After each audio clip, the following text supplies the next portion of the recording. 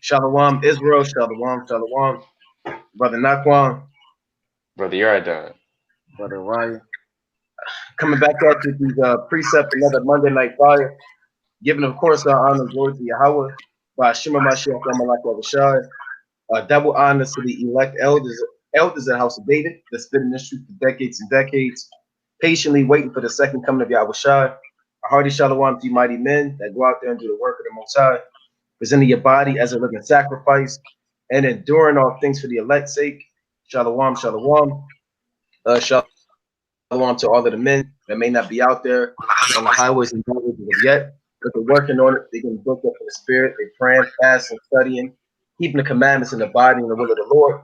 Shalom to all of the aquaf out there, married and unmarried, holding it down in the households, reverencing their husbands, being submissive, keeping the commandments. Salakia for the late delay.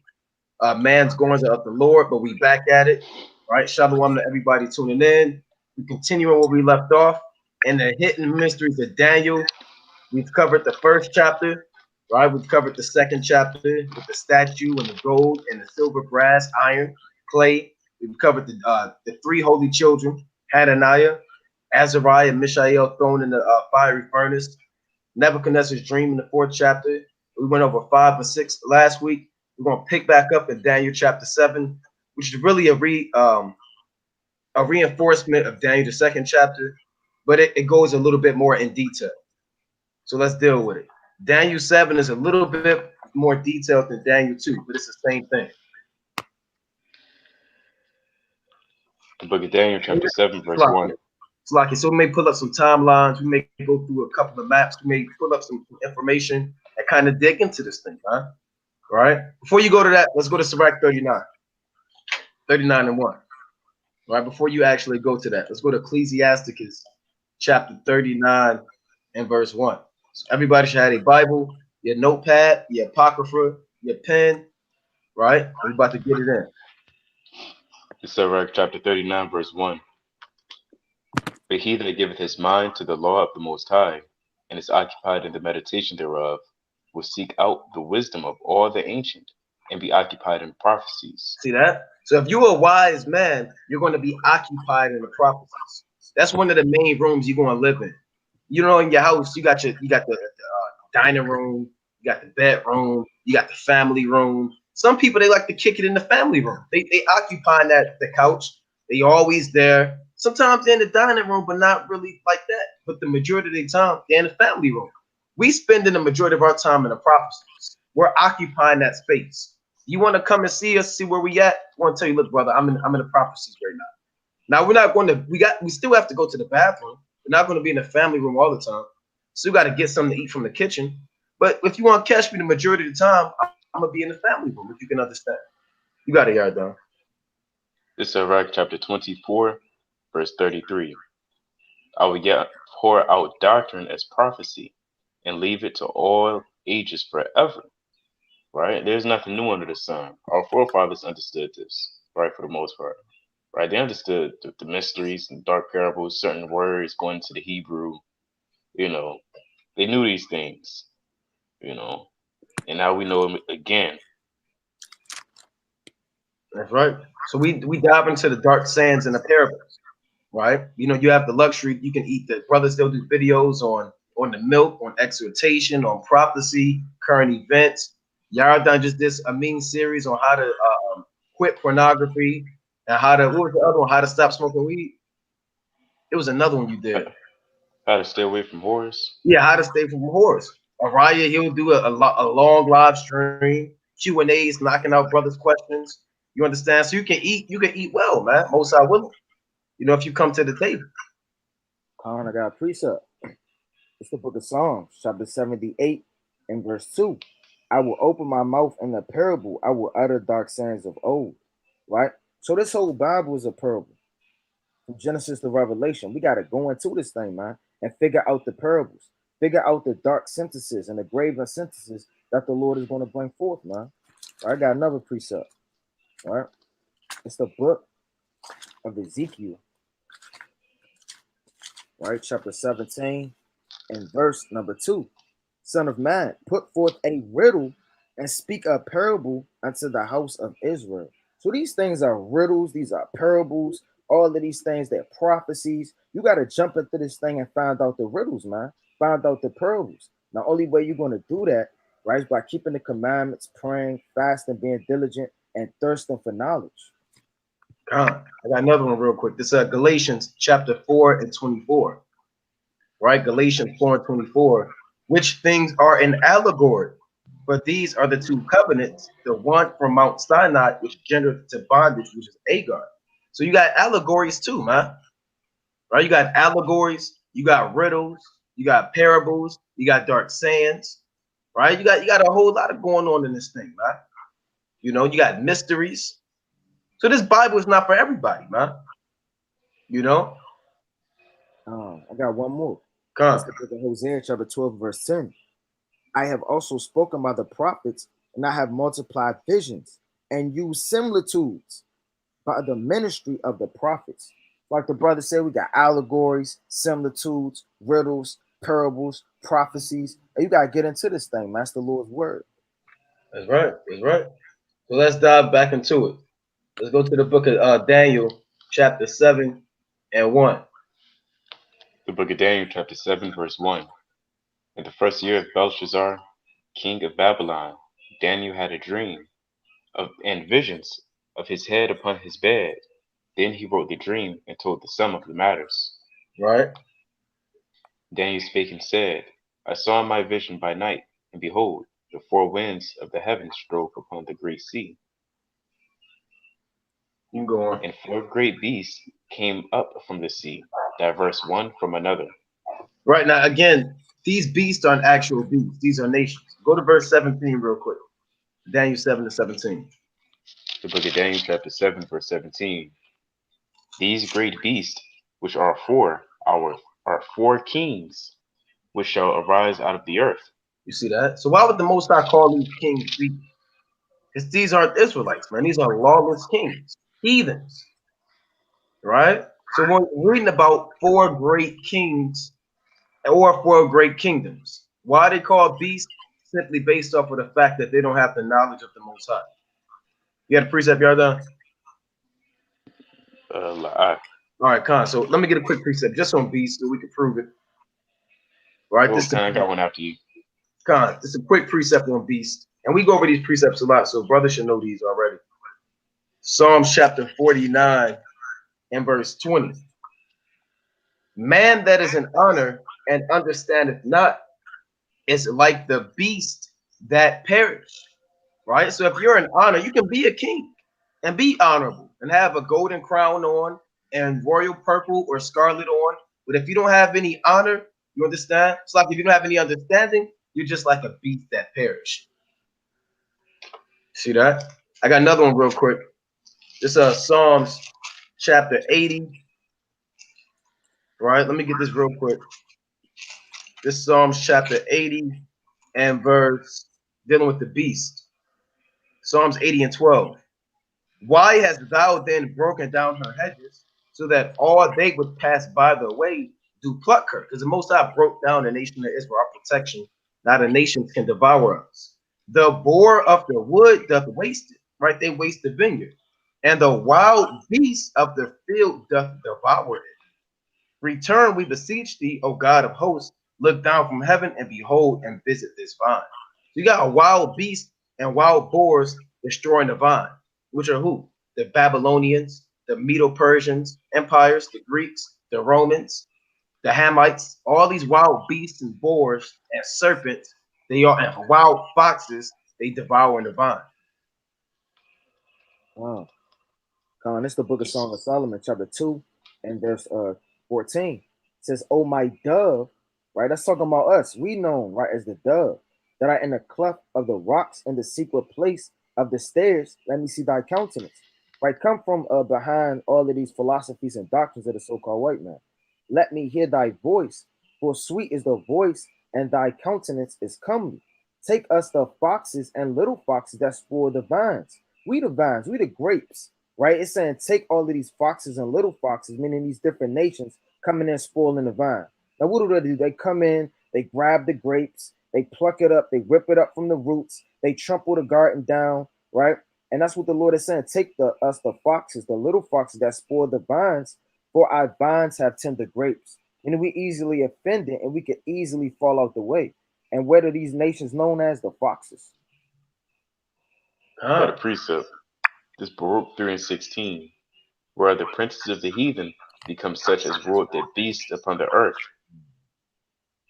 They had their pastime with the fowls of the air, and they that hoarded up silver and gold were in men trust, and made no end of their getting. Right? And ate world fowl in a way, like the brother brought out the dove, ate Ephraim's the silly dove, the Psalms 90, it's like, yeah, 91 and 3. Surely he shall deliver thee from the snare of the fowler. The fowler, they catch birds. They catch birds for a living. And from the noisome pestilence, right? And that fowler is the Esau and the nations. They're always trying to catch people. Hey, Maya Angelou got that song, Why Does the Caged Bird Sing? You know, that's symbolic. That's right. We that caged bird. Yep. We the dove. You know, it's Luke 13, real quick. Luke chapter 13 and verse 32. Luke 13 and 32. You see how we shall speak. And he said unto them, I'm gonna start at 31. The same day there came certain of the Pharisees, saying unto him, Get thee out and depart hence, for a Herod will kill thee. A Herod is an Edomite. And he said unto them, Go ye and tell that fox. Right? Yahweh Shah called the so-called white man a fox. You know? So when we call the so-called white man the devil, that's the same thing, man. Or a serpent, right? Or a snake. Yahweh Shah called him a fox. Right? Go ye and tell that fox, behold, I cast out devils and do cures today and tomorrow, and the third day I shall be perfected. Right? And we're going to be perfected on that day too. You know? Oh, that's right. It's the book of Isaiah, chapter 59 and verse 10.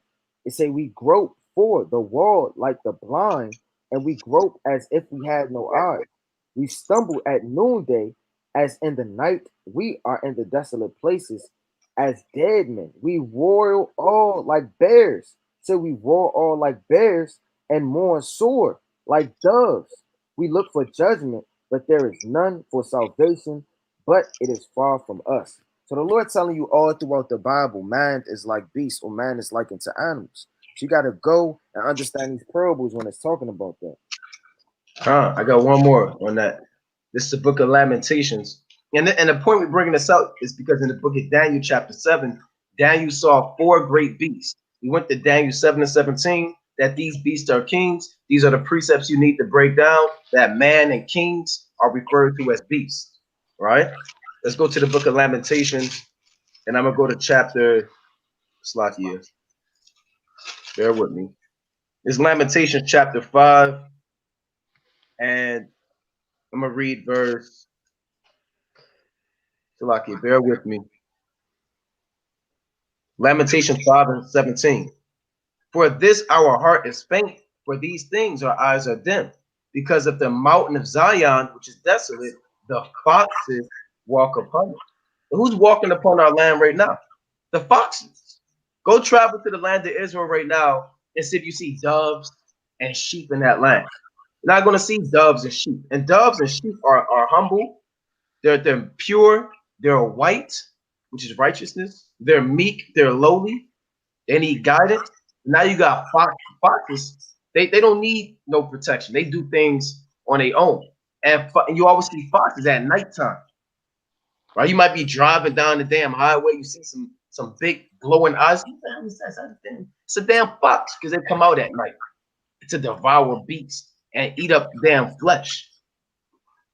And I got something to touch on. Y'all brought out earlier about the fowler, right? This is the book of Revelation, chapter 18 verse 2. It says, And he cried mightily with a strong voice, saying, Babylon the great is fallen. It is fallen, and it's become the habitation of devils, and the hold of every foul spirit, and a cage of every unclean and hateful bird. That's not talking about Babylon's is going to be a big ass zoo, right, with a bunch of men holding birds, man. right? Those birds are wicked, man. The wicked spirits that are in this land. So, like the brothers is bringing out, right? These beasts are men. That's right.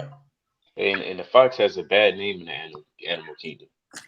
If you see a fox walking around, you or other animal, you're gonna walk the other way because you know he crafty, divisive, trying to eat your berries, might steal your food. You know, that's why Yahushua called him a fox. Tell that fox. That's right. So let's go back. Let's read that again. Daniel chapter 7, and let's read verse 2 and 3 again. Daniel chapter 7, verse 3. You said 2 or 3? We're gonna read 2 again, and then we're gonna read 3. This is Daniel chapter 7, verse 2. Daniel spake and said, I saw in my vision by night, and behold, the four winds of the heaven strove upon the great sea, and Right. four great beasts came up from the sea, diverse one from another. So I can bear with me. All right, go on. The first was like a lion, and had eagle's wings. Now I beheld to the wings. that first beast that was like a lion that had eagle's wings, it's the Neo-Babylonian Empire. All right, that's the Neo-Babylonian Empire. All right, if you didn't know, that's the Neo-Babylonian Empire. You had the ancient Babylonian Empire during the time of Nimrod. Neo meaning new. This is a revised version of the ancient Nimrodian kingdom, which the Lord calls the Babylonian Empire. All right, and they took down the Assyrians, and they became in power at the time. Now, I want to pull this up on the map, right? Just so brothers, or pull this up on the screen, so brothers can understand. And again, that empire, brothers should know these dates too. This is from 626 to 539 BC. That's the Babylonian Empire. 626 to 539 BC. Right here's can brothers see the screen? All right, so this is the first beast right here, this lion with eagle's wings, right? This is referred to as the Neo-Babylonian Empire. They took down the Assyrians and became into power around 626 BC. All right, here's a map of the Babylonian Empire. You can see their landmass. They have parts of Asia Minor, parts of Mesopotamia, and other parts of the so-called Middle East right now. Here's the Babylonian Empire. This is the empire that took down the kingdom of Judea in 586 BC. You can see that they have the borders of Scythia, Lydia, all the way even approaching Egypt. You know? Now, again, here's a list of the king of Babylon's or the king of Babylon's, right? Now, Nebuchadnezzar, he was the first emperor of the Babylonian Empire, right? Nebuchadnezzar, 626 to 605 BC. And you have the notorious Nebuchadnezzar II. That's what you read about all throughout the Bible, right? You always read about Nebuchadnezzar II, who reigned from 605 to 562 BC. That's why the first date for the Babylonian siege is 605 BC, right? In the book of Daniel 1 and 1, right? That's 605 BC. His first year, he besieged the land of Judea and Jerusalem. All right. You had a man by the name of Evil Merodach, and they actually, this is beautiful because they pull the scriptures too, right? This link. Evil Merodach, right? From 562 to 560 BC. Nagar Shah Usar. You can read about him in Jeremiah. All right, let me clarify that. Right, because sometimes you want to know what's going on. Right, you got the and all these other men, Nabonidus, and then the last one you can read about is Belshazzar. Right, Belshazzar, we covered that in Daniel chapter 5. All right. So brothers, see this list. Y'all can see this list, right? Wow. So this is if you want to go in depth in Daniel chapter 7, you want to pull up some dates and some names. You can get these names and their dates and the respective precepts You can pull up the map and show, well, look, hey, this is where the Babylonian Empire was, and this is what Daniel is prophesying, this great beast that we're seeing right here. All right, we're not going to spend 40 minutes breaking down the Babylonian Empire. Our job is to just show you what this beast is. All right, so let's move on. Book of Daniel, chapter 7, verse 4. The first was like a lion, and had eagle's wings. I beheld till the wings thereof were plucked, and it was lifted up from the earth, and made stand upon the feet as a man, and a man's heart was given to it. Right?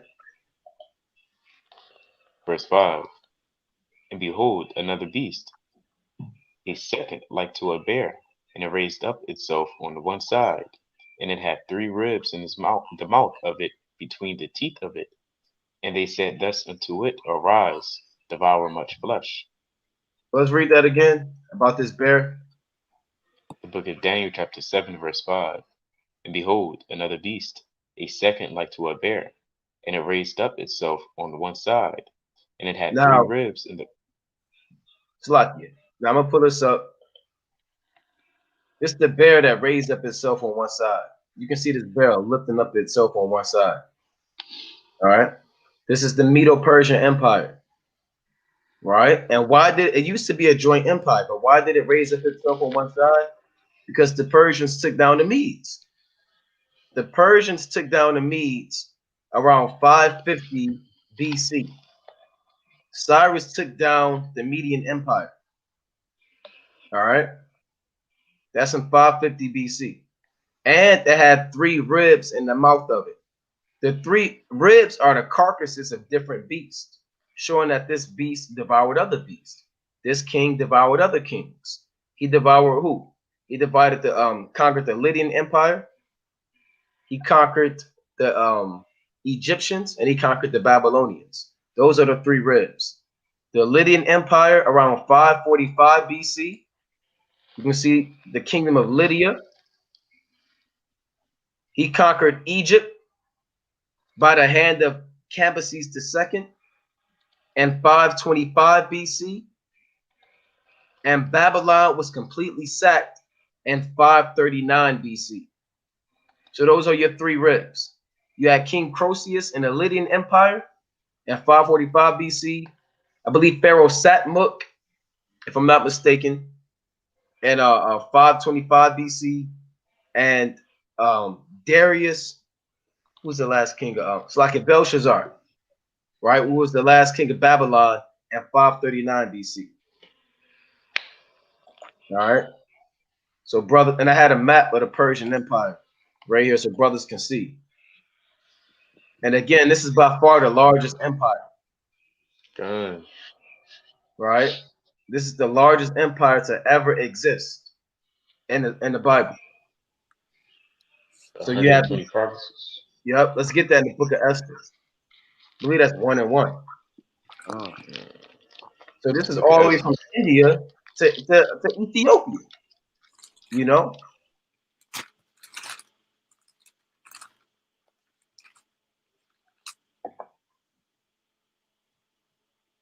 You bring it out. Con, I'll bring it up. Oh, what happened? You left? Con. Oh, okay, con. I ain't see that. All right. It's the book of Esther, chapter 1 and verse 1. Now it came to pass in the days of Archirachus. This is Archirachus, which reigned from India even unto Ethiopia, over 107 and 20 provinces. You see that? So these are the 127 provinces that he reigned upon, from India to Ethiopia, parts of Europe right here, Thrace, Asia Minor, parts of the land of Ham, which you know now as Africa, parts of Asia, right? This is vast right here. And this map is good because they're giving you different capitals. Persepolis, Sushan, Ecbatana. These are the different capitals of the Persian Empire. Right? You can read about Ecbatana in the book of Tobit, man. Right? And Ecbatana was the chief capital of the Median Empire. So when the Babylonians, like when the Persians took down the Medes, the chief city they took down was Ecbatana. You know? Let me get this precept real quick in the book of Tobit. Right? Let me get this in the book of Tobit, the 3rd chapter. This is the book of Tobit, chapter 3. Salakia. Tobit chapter 3 and 7. And it came to pass the same day that in Ecbatana, a city of Media, Sarah, the daughter of Raguel, was also reproached by her father's maids. So this is where Tobit, Salakia, Tobias got his wife. They was in Ecbatana. They was in the summer capital of the Persian Empire. You know? So this is where they was living. I believe Tobit, if I'm not mistaken, I have to go back and see what land he was living in. Right, if I'm not mistaken, during the time of his captivity. Right, but the point is, right, they took down Ecbatana. The hell? They took down Ecbatana and captured this place and took over the Median Empire. That's why Daniel chapter 7, the bear raised up itself on one side. Right? God. You can read about Shushan in the book of Esther as well.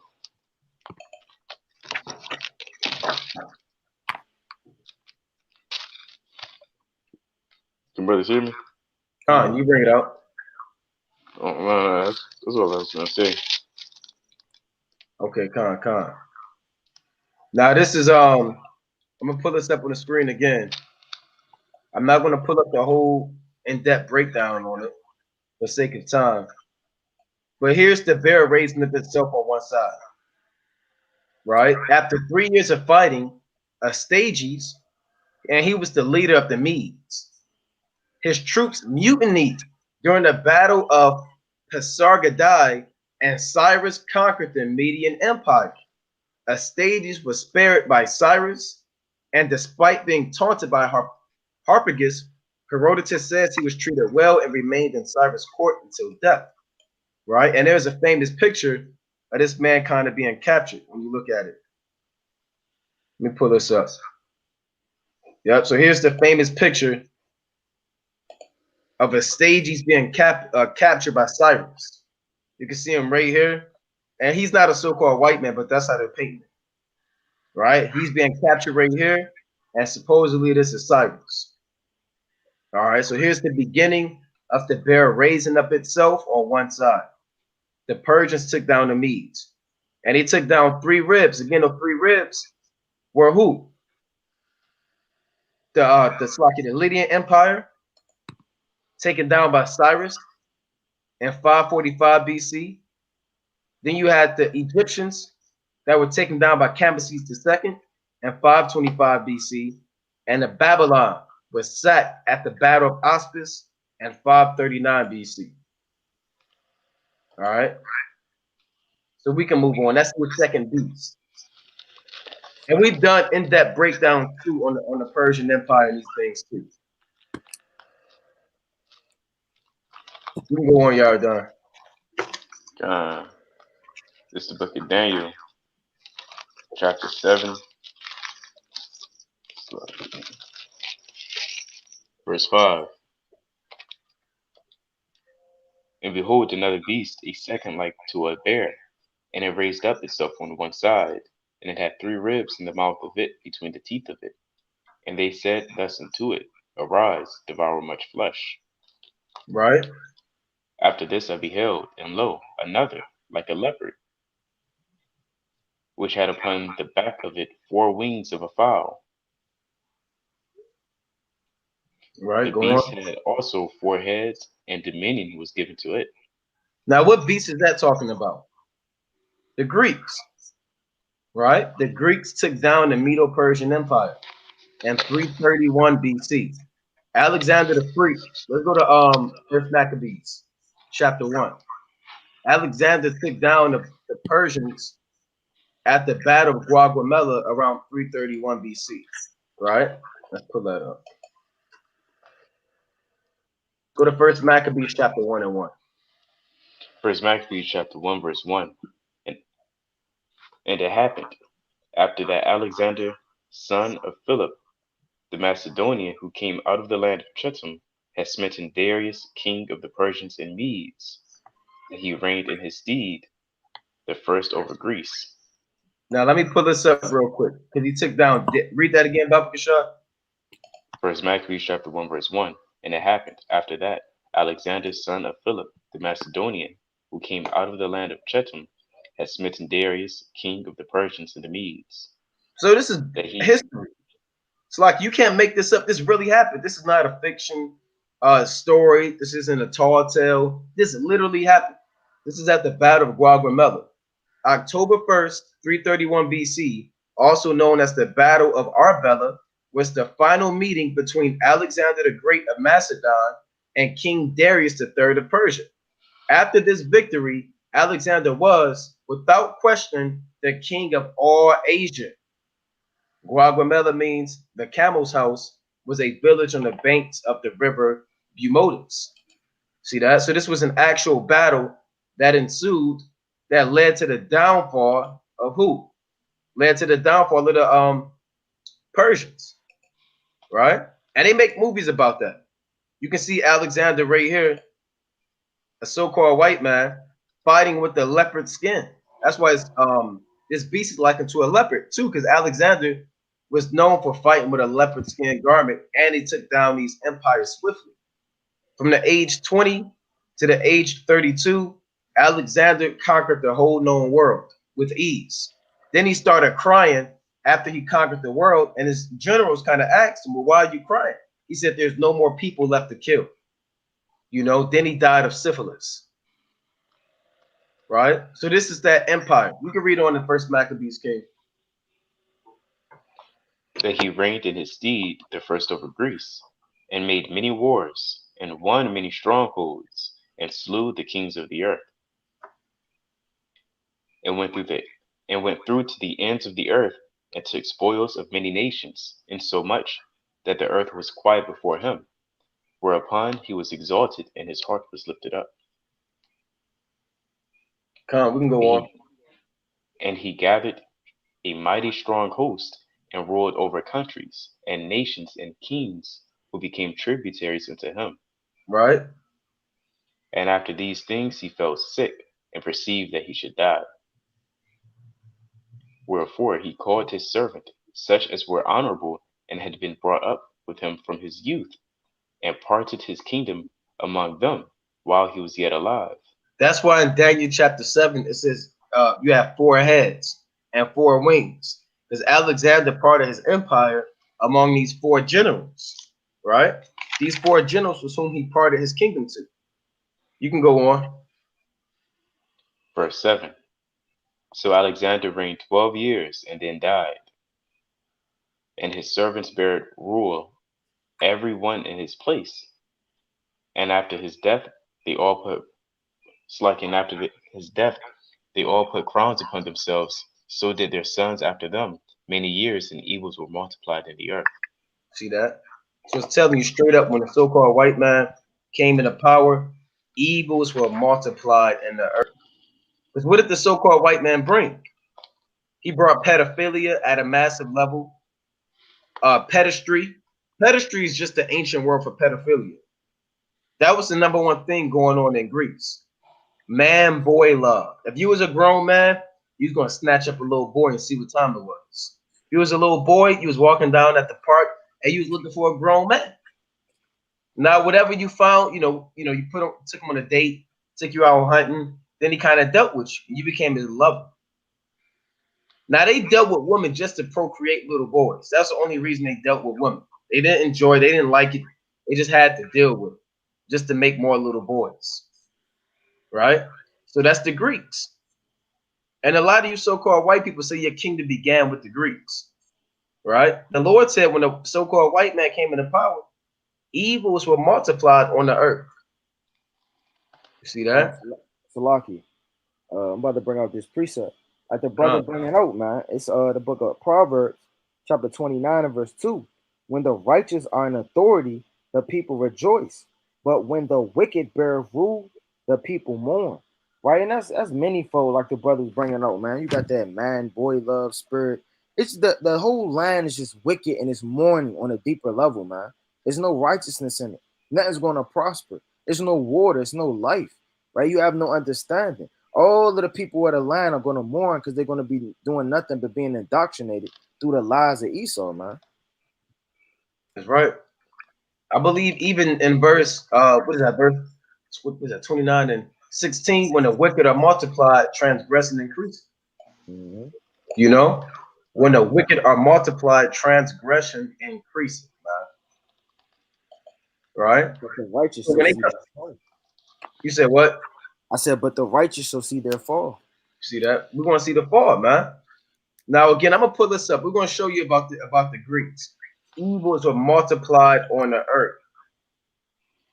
Now this is pedestry, right? Pedestry. Ped goes back to meaning like youth or child, right? That's why you have pedia share, was a pedia share drink, pedia care, whatever it is, man. Right? Pediatrician. Yeah, pediatricians who take care of children, you know.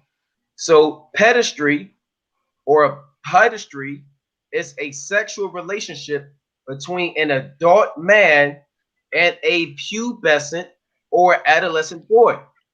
The term pedestry is primarily used to refer to historical practices of certain cultures, particularly ancient Greece and ancient Rome. You see the so-called white man's evils?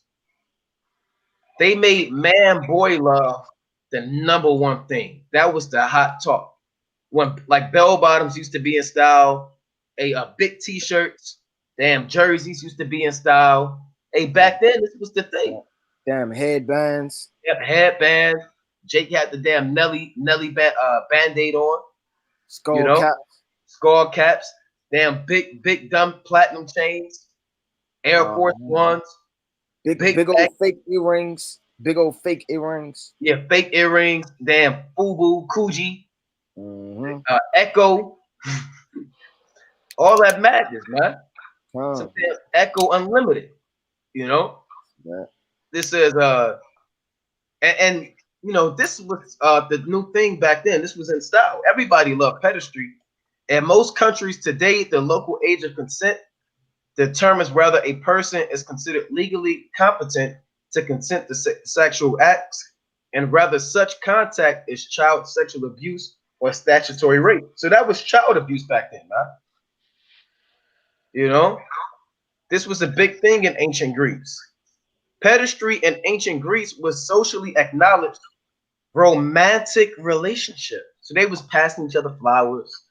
Grown 45-year-old man saw a 10-year-old boy, kind of looking him back. You know, he kind of looked back when he walked past, trying to see what he had back there. You know, kind of picked him up like you pick up a child. You know, it was wicked, man. Between an adult man and a younger male, usually in his teens. It was characteristic of the archaic and classical periods. The influence of pedestry on Greek culture of these periods was so pervasive that it has been called the principal culture model for a free relationship between citizens, whatever that means.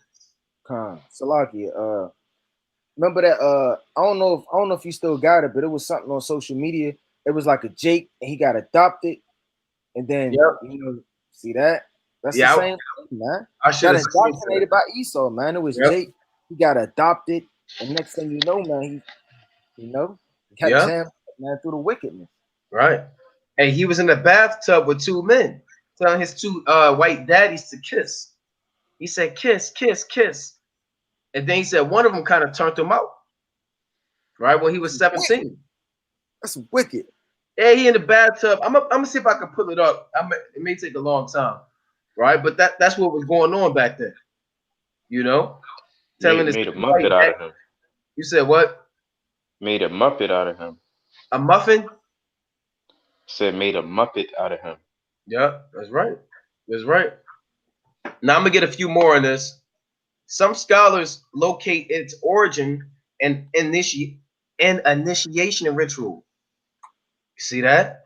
Particularly rites of passage on Crete, where it was associated with entrance into a military life, So you have to get popped by another man to join a military. And the religion of Zeus.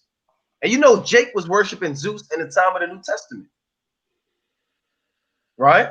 There's no telling what lifestyle. That's why in 1 Corinthians chapter 6, Paul said you had effeminate men and abusers of themselves with mankind. And he says, such were some of you. Because there's no telling what these brothers in Corinth was into, man. If you was following Zeus, you was into all type of homosexual acts. It has no formal existence in the Homeric epics and seemed to have developed in the late 7th century as an aspect of Greek homosocial culture, right? And they have artistic nudity, all types of wickedness. I'm not going to read the whole thing, right? But they said, all they so-called gods is homosexuals, man. When you look at it, yep. I don't want to read this whole thing, but basically, Greek boys in these relationships may have been traumatized by knowing that they were violating social customs, since the quote-unquote, you know, I don't want to read this, the most shameful thing that could happen to any Greek male was to get jammed up by another male. They had artwork on this, you know, and all types of wickedness, man. Hey, you still, it's like you see the artworks in Rome today or Italy today. You got that little midget kind of pleasuring himself. Yep. Something like that.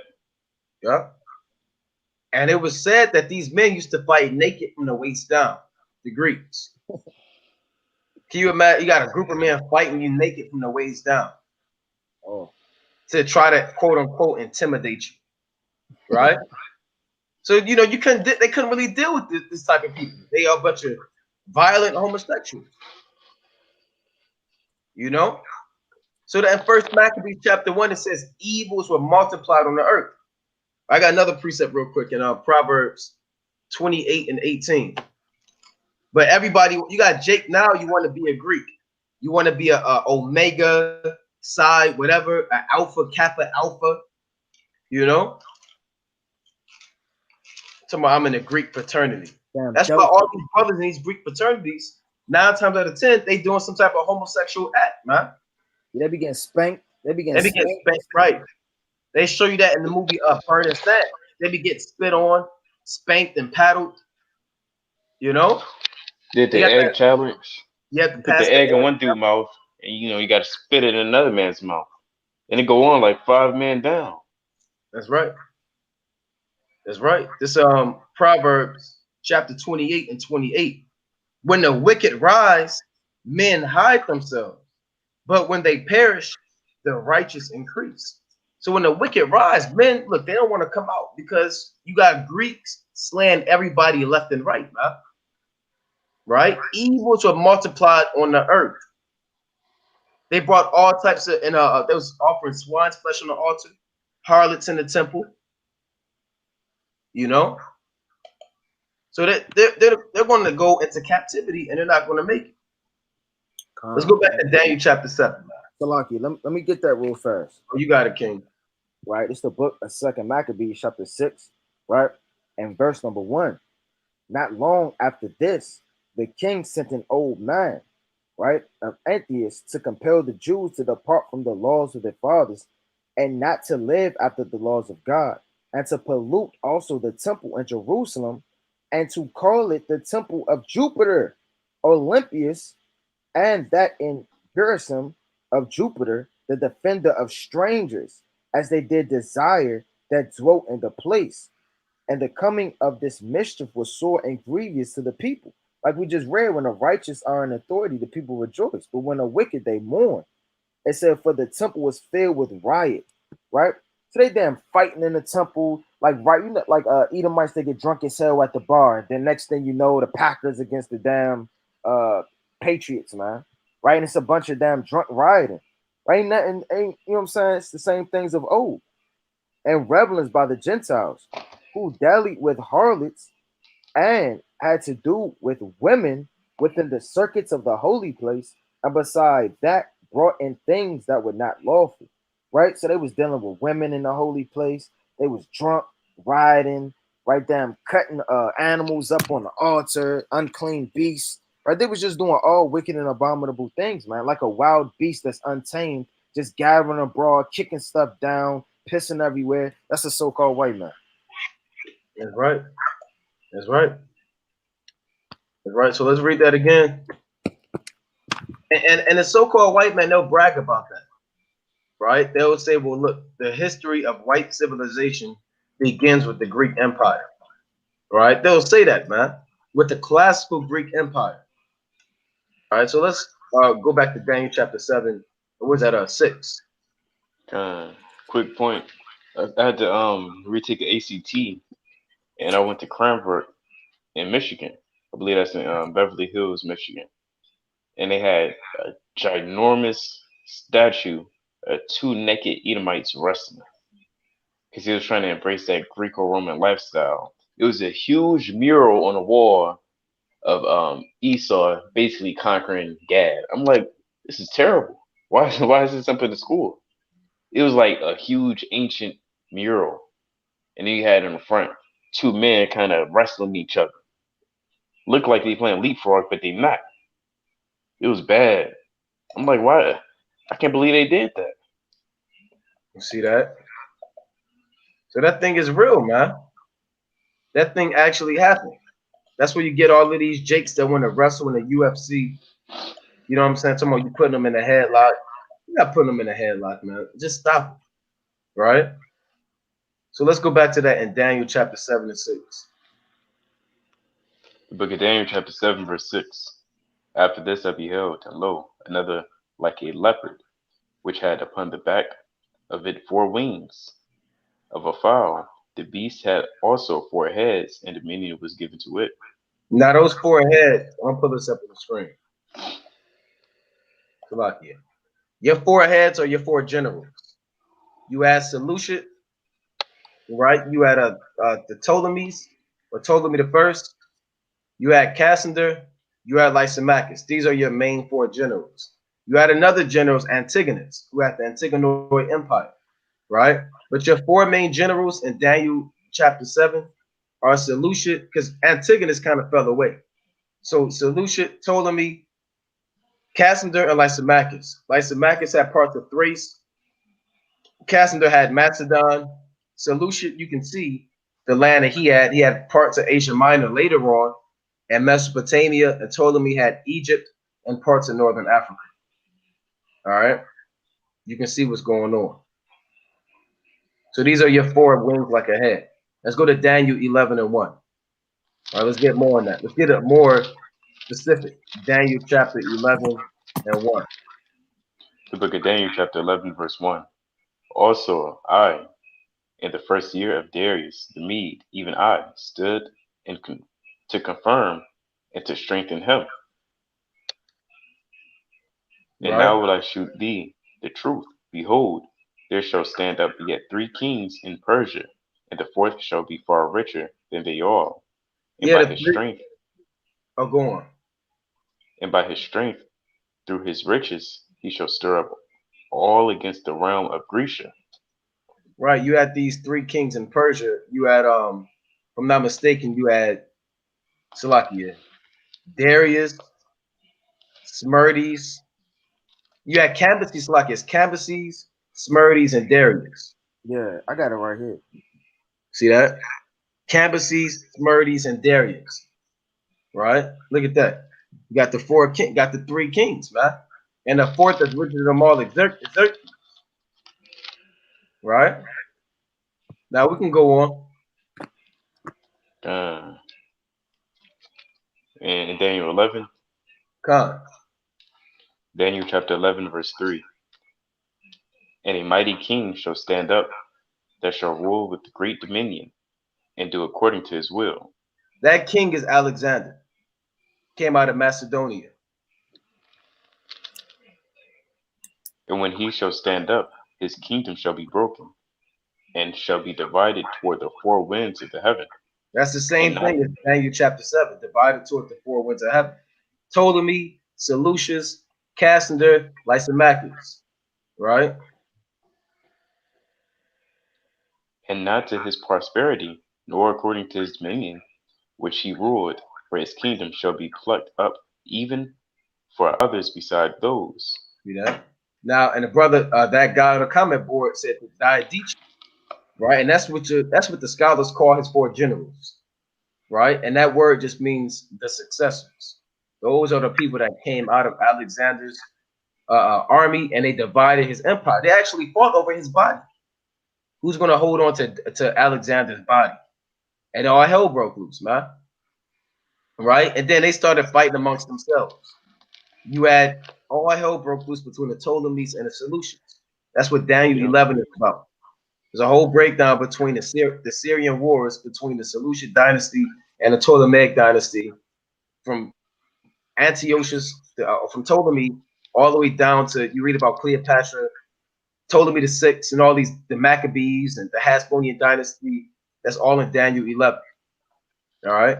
Let's go back to Daniel chapter 7. We covered the Babylonian Empire. We covered the Greek Empire. We covered the Persians. The book of Daniel, chapter 7, verse 7. After this, I saw in the night visions, and behold, the fourth beast. I meant to get a date. The date for the Greek Empire is from 331 BC to around 146 BC. They fell at the Battle of Corinth around 146 BC, and we went over that in Daniel chapter 2. They fell at the Battle of Corinth to the Roman Republic. You also have something called the Macedonian Wars, right? You have 4 Macedonian Wars. The Battle of Corinth was the final battle of the 4th Macedonian War, which were wars between who? The Greeks and the Roman Republic. The Roman Republic is in power at its time, and they're slowly conquering the known world. They're conquering Carthage and Hannibal. They're conquering Antiochus III, and they're moving on, and they conquered finally the Romans, it's like the Greeks, at the Battle of Corinth of 146 BC, right? So we can go on. The book of Daniel, chapter 7, verse 7. After this I saw in the night visions, and behold, the fourth beast, dreadful and terrible, and strong exceedingly, and it had great iron teeth. It devoured and brake in pieces, and stamped the residue with the feet of it. Right, read that again, Baba Kashar. The book of Daniel, chapter 7, verse 7. After this I saw in the night. It's like here. After this I saw in the night visions, and behold, the fourth beast, dreadful and terrible, and strong exceedingly, and it had great iron teeth. It devoured and brake in pieces, and stamped the residue with the feet of it.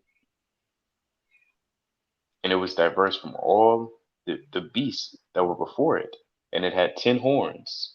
That is dealing with the Romans, the Roman Empire. Now, when you look it up you can look it up on Google, and you'll type in a fourth beast, right? And you'll see it. They'll have it accurate for the most part. They'll have the lion with eagle's wings with the Neo-Babylonian Empire, right, from 626 to 539 BC. Then they'll have the bear raising itself up on one side, right? The Medo-Persian Empire, right, 550 to around 331 BC. You'll see the Greek Empire with the leopard with 4 wings. That'll be from 331 BC to 146 BC. And this fourth beast, they got it looking like a dinosaur, right, with 10 horns. Is that what he saw? Did Daniel see an actual dinosaur? Well, they don't know. That's why they just made it a damn dinosaur. But you have to go to Second Ezra chapter 12 and 13, and you'll see what animal this beast was. Let's go to Second Ezra 12 and 13. I got it. The Second Ezra chapter 12, verse 13. Start at 11. Second Ezra chapter 12, verse 11. The eagle whom thou sawest come up from the sea is the kingdom which was seen in the vision of thy brother Daniel. See that? He saw an eagle, right? An eagle. That's the so-called white man symbol, right? And it would be beautiful if a brother in the truth could kind of put that thing together, man. Show the eagle with the 12. Because brothers say they'll do the revelation, they'll do other things, but I've never seen a brother put together the eagle, man, with 3 heads, 8 contrary feathers, and 12 feathers. So Daniel saw an eagle, right? Go on. But it was not expounded unto him. Therefore now I declare it unto thee. Yeah, everybody's not going to get everything. Daniel couldn't get it. It's not because Daniel was wicked. That was just Daniel's lot, right? Every brother, I may not know what Yaradan knows. Yaradan may get a dream or vision that Ariah don't get, right? It don't make one brother better than the next. It's just everybody's lot. If it wasn't expounded unto you, maybe given to the next brother, right? You got things that brothers are going to come into the truth after us. They're going to know things that we don't know. We can't get mad about it. It is what it is, right? Ezra received things that Daniel didn't get. Daniel got things that Ezra didn't get. Every prophet has a different lot and portion in this thing, right? You can go on, Behold, the days will come, that there shall rise up a kingdom upon earth, and it shall be feared above all the kingdoms that were before it. right? And the same shall 12 kings reign one after another. Right. Now that these 12 kings are the 12 Roman kings, right? Or the 12 Roman Caesars. All right. These are your 12 kings that reign one after the other. This is what we read about in Daniel chapter 7. All right. This verse is 2nd Ezra chapter 12 and 11 through, we stopped at what, 14. 14. And the same shall 12 kings reign one after the other. Right. Now these 12 kings, we go over it all the time. Julius Caesar, right? Octavian or Emperor Augustus is number 2. You had Tiberius at number 3, Caligula at number 4, Claudius at number 5, Nero at number 6, Galba at number 7, Otho number 8, Vitellius at number 9, Vespasian at number 10, Titus at number 11, and Domitian at number 12. Those are your 12 kings that reigned one after the other. Julius Caesar was the first dictator, and he segued into the Roman Empire. All right. It wasn't always known as the Roman Empire. Before, it was known as the Roman Republic. When Julius Caesar and Octavian came into power, it became the Roman Empire. All right. So let's go, and I'm gonna pull that up just so brothers don't think we're just making stuff up. We shooting from the hip. All right. You can kind of look these things up. Oh, you have something you already done? You just gonna pull it up? Con. I got it. Well, this is in a book too. Bible Archaeology, Alfred Horace and John McCrae, and it goes into the Roman emperors of the so-called New Testament period. I don't know if you guys can see it, but I kind of numbered it too. They got the first 12 kings. I can't really see that. Kind of all the way from Julius, Augustus, Tiberius, Nero, Galba, Otho, Vitellius, Vespasian, Titus, and Domitian. And it even gives the years See that? and the dates. See that? That's beautiful right there, man. Right? From Julius Caesar all the way into who? To Domitian. And you can read about some of these emperors. Let's go to the book of Luke 2 and 1. All right, let's go to Luke chapter 2 and 1. Let's read about this eagle in the Bible. The book of Luke, chapter 2, verse 1. 2 and 1. And it came to pass in those days that there went out a decree from Caesar Augustus that all the world should be taxed. You see that? That's Caesar Augustus in the Bible. He's the second feather or the second king we read about for this eagle. And he taxed the whole Roman Empire. You can, I mean, what mortal man can write and predict about Augustus and Moses and Noah and the flood and Alexander and his generals? If you think this Bible is man-made, you don't understand the Bible. People that say that's a white man's book and a white man wrote that, they've never read the Bible through the Holy Spirit. Right? Salaki. And you also read about that in Luke the 3rd chapter 2. Yeah. Right? I'm about to bring that up. It's the book of Luke chapter 3 and verse 1.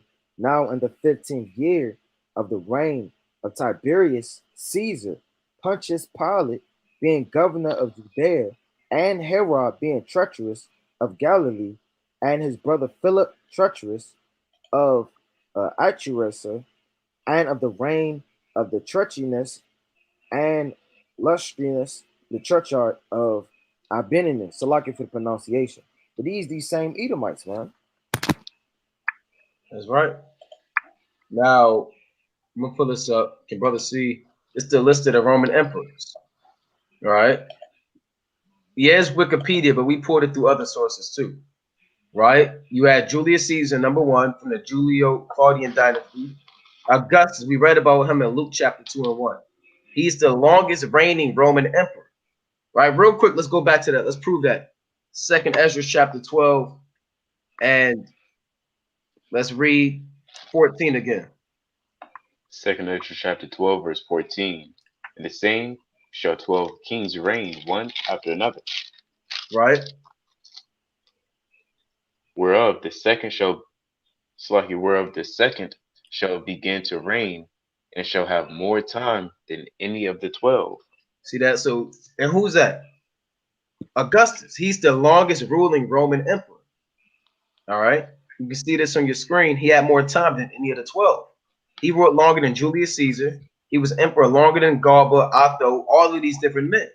Right? He had more time than any of the 12. For over 40 years, when you look it up, a little over 40 to 41 years, Augustus was the first Roman emperor ruling from 27 BC until his death in AD 14. He led Rome in its transition from the Roman Republic to the Roman Empire. Right? Now, let's go to 2nd Ezra 11 real quick. 2nd Ezra chapter 11 and verse 12. Second Ezra chapter 11, verse 12. And I looked, and behold, on the right side there arose one feather, and reigned over all the earth. That's Julius Caesar. Verse 13. And so it was, that when it rained, the end of it came, and the place thereof appeared no more. I got So assassinated. So the next following stood up and reigned, and had a great time. See that he had a great time, meaning he ruled for a long time. Go on. Verse 14. And it happened, that when it rained, the end of it came also, like as the first, so that it appeared no more. Right. Then came there a voice unto it, and said, Hear, thou that hast borne rule over the earth so long, this I say unto thee, before thou beginnest to appear no more. There shall none after thee attain unto thy time, neither unto the time, neither until the half thereof. See that? So you had a spirit come down to Augustus and say, look, nobody's going to rule as long as you, not even half as you. Right? This man ruled for almost 41 years. This is how you know through process of elimination who is the longest reigning Roman emperor. You can't just wing 2nd Ezra 11 and 12. The Lord give you a foundation. The Most High gave you 12 kings. Now, if you know who the 12 kings are, he told you that the second one through these hints will be the longest reigning one. You go through the history, boom, that's Augustus, right? He's the longest reigning one, right? So we can go back to 2nd Ezra. We're not going to break this whole thing down, right? But let's go back to 2nd Ezra chapter 12 and 15 one more time. 2nd Ezra chapter 12, verse 15. Whereof the second shall begin to reign, and shall have more time than any of the 12. Right, now let's go to the book of Acts 18 and 1. Ariah put the good precept in Luke 3 and 1. Tiberius, right? Tiberius was the second or the third Caesar, Salaki. They're saying the second Roman emperor, right? He ruled from 14 to 37 AD, the stepson of Caesar Augustus, right? That's in Luke 3 and 1. Augustus is Luke 2 and 1. You don't read too much about Caligula in the Bible, right? Tiberius, he ruled during the time of Yahweh Shai. All right. Now let's go to Acts 18 and 1. This is Acts chapter 18, verse 1. After these things, Paul departed from Athens, and came to Corinth, and found a certain Jew named Aquila, born in Pontus, lately come from Italy, with his wife Priscilla, because that Claudius had commanded all Jews to depart from Rome, and came unto them. You see that? So Claudius, you read about him in the Bible. He departed that he said that all you Jews get the hell out of Rome as you causing the uproar with the word of the Most High. You see that? So Claudius is mentioned in the Bible. All right. You had Julius Caesar, Octavian, Tiberius, Caligula, Claudius, the fifth one. Right? Let's go back to these emperors. After Claudius, you had Nero. You can read about Nero in the Bible. Let's go to 2 Timothy chapter 4 and 22. 2 Timothy chapter 4, verse 22. The Lord, Yahweh Shah Mashiach, be with thy spirit. Grace be with you. Amen. Now, We can hold go. on now. Oh, go Yardan. No, I was going to say we can go to the margins, but you got it. Does your Bible have, if you have most Bibles, it'll tell you in a footnote that this is during the time of Nero. Do you have that in yours? Yeah, kind. You mind showing that? I'm gonna see if I can pull it up online. I'm looking for it. My font kind of small. Right, so bear with us. In 2 Timothy chapter 4 and 22, I believe if you have a 1611 too, if you have a 1611 Bible, it'll tell you that that's that in 2 Timothy chapter 4 and 22 is speaking about during the time of Nero. Because remember, Paul had to appear before Rome, right? And he had to appear before Nero at the time. But I'm gonna pull it up. So we're showing you in the Bible, you can read about these different Roman emperors in the book of Daniel, 7th chapter, right? So bear with me. I believe if I go to this online, right, it should be able to show you, right, with this online website. Fine, I got it right here. All right, so bear with me. That is 2 Timothy 4 and 22 again. If you got a 1611, I believe this is in there. The Lord Yahweh Shah Mashiach be with thy spirit. Grace be with you. Amen. The second epistle unto Timotheus, ordained the first bishop of the church of the Ephesians, was written from Rome when Paul was brought before Nero the second time. See that? So you have Caesar Augustus all the way to Nero being mentioned in the Bible. All right, Kind. you got it. Bear with me. Right there. Of course, it's going to be backwards, but if you got a 1611, it's there. You'll be able to Yep, read it yourself. that's right. If you got a 1611, it'll say that. And Ryan Brothers Porter, he appeared before Nero. Right? And Nero was a madman. You can look up Nero more in depth on your own. He was nuts. He was a homosexual, and he had a false flag attack where he burnt down all of Rome and blamed it on the Jews, just so he can kill the Jews. Right? This man was nuts. And he has the famous story of him playing the fiddle, whether that's true or not, while Rome was burning. Right? So Nero was the first Roman emperor to actually commit suicide too. All right. So this man was nuts when you read about Nero. And he's back on the earth. I believe he's one of these top men back on the earth right now. He's the one responsible for killing the apostle Andrew, the apostle Peter, and the apostle Paul. When you look it up, and other apostles. He had a massive vendetta against the saints. All right. A massive vendetta against the saints. See this? He also persecuted Christians, right? However, some ancient sources show that Nero was popular with the common people during his reign. He had a massive persecution, man, for the saints. All right, he killed his mother and his stepmother. Serial killer. Yeah. See this? Nero's rule is often associated with tyranny and extravagance. He is known for a number of executions, including those of his mother and his stepbrother. That's matricide and fratricide. Yep, that's right. That's right. So this man was wicked, man. And Paul had to appear before this man, Nero. All right. Let's go to Luke chapter 20. Actually, Luke 19 and 42. We going through these Roman Caesars in the Bible, right? Luke chapter 19 and 42.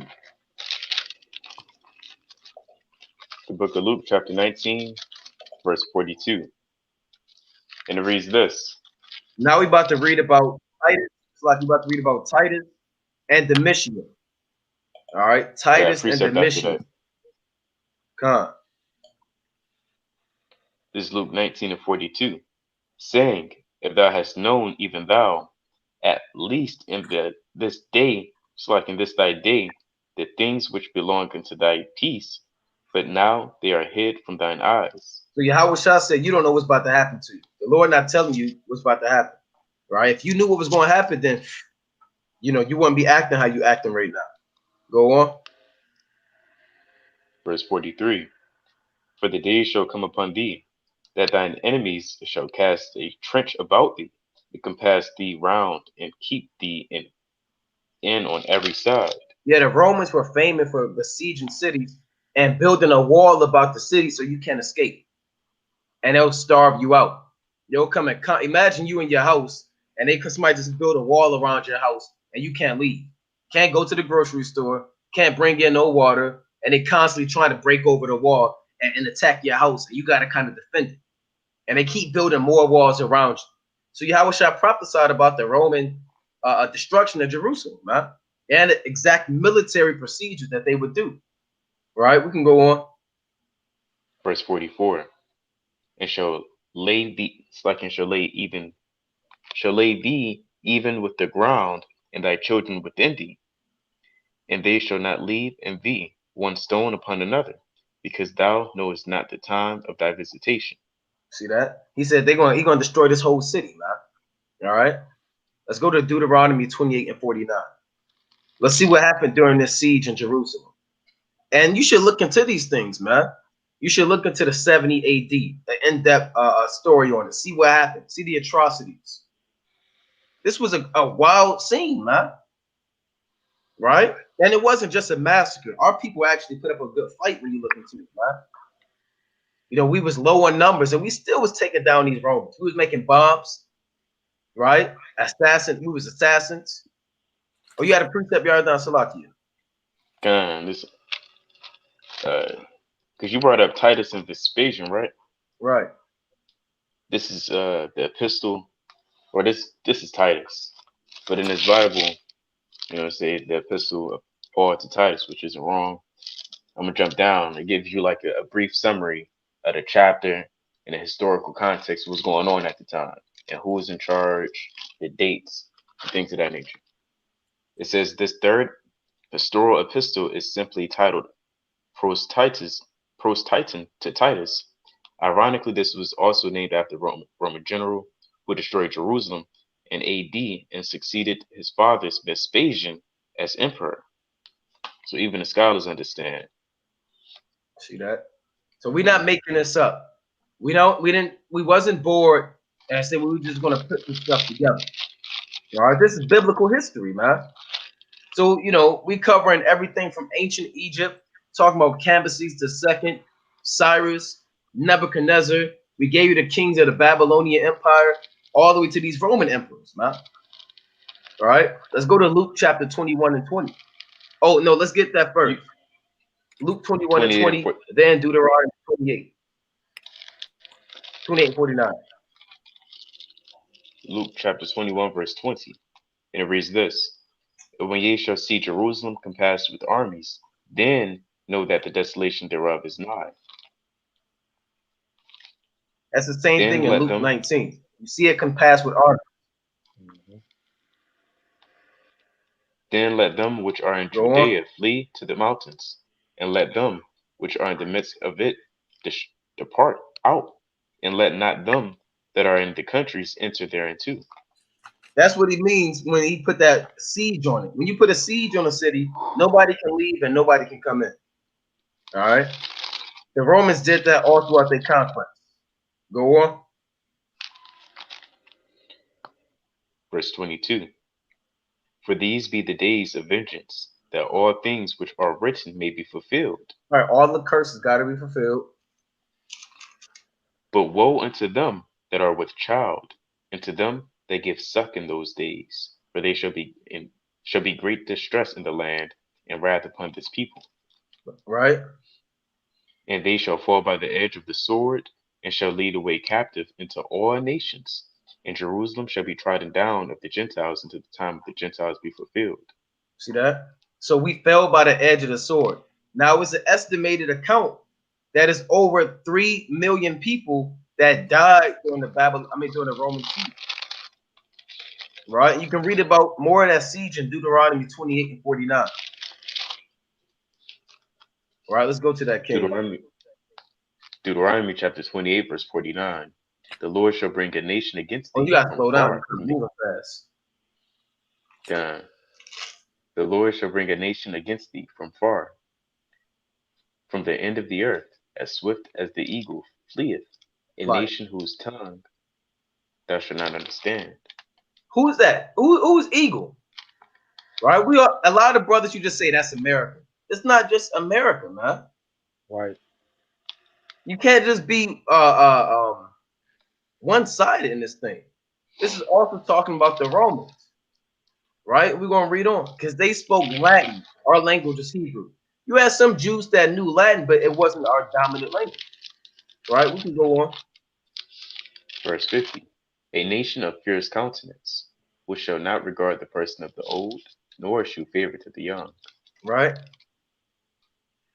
And he shall eat the fruit of thy cattle, and the fruit of thy land, until thou be destroyed, which also shall not leave thee either corn, wine, or oil, or the increase of thy kind, or a flocks of thy sheep, until he have destroyed thee.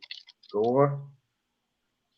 And he shall besiege thee in all thy gates, until thy high and fenced walls come down wherein thou trustest throughout all thy land. And he shall besiege thee in all thy gates throughout all thy land, which the Lord thy God hath given thee. So that he'll besiege you, meaning take down your city, take down your walls through battering rams. Right? When you study a little bit of pomology, that battering rams, ladders, trebuchets, all types of stuff to take down your city, man. Right? We can go on. Verse 53. And thou shalt eat the fruit of thine own body, and the flesh of thy sons and of thy daughters, which the Lord thy God hath given thee, in the siege and in the straitness wherewith thine enemy shall distress thee. See that? So it's the Lord said we'll be eating each other during the 70 AD. During that siege, they starved us out so bad. You had men eating their pops, eating their dad. Right? Dad went over to gather a stick. Son bit him in the neck and started eating him alive. Dad said, stop, help me.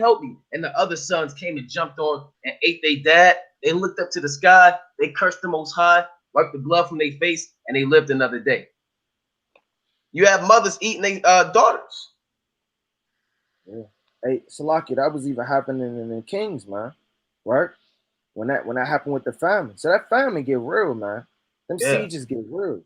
You won't know how hungry you are till all hell kind of break loose, and you just gonna kind of just, hey. That's right.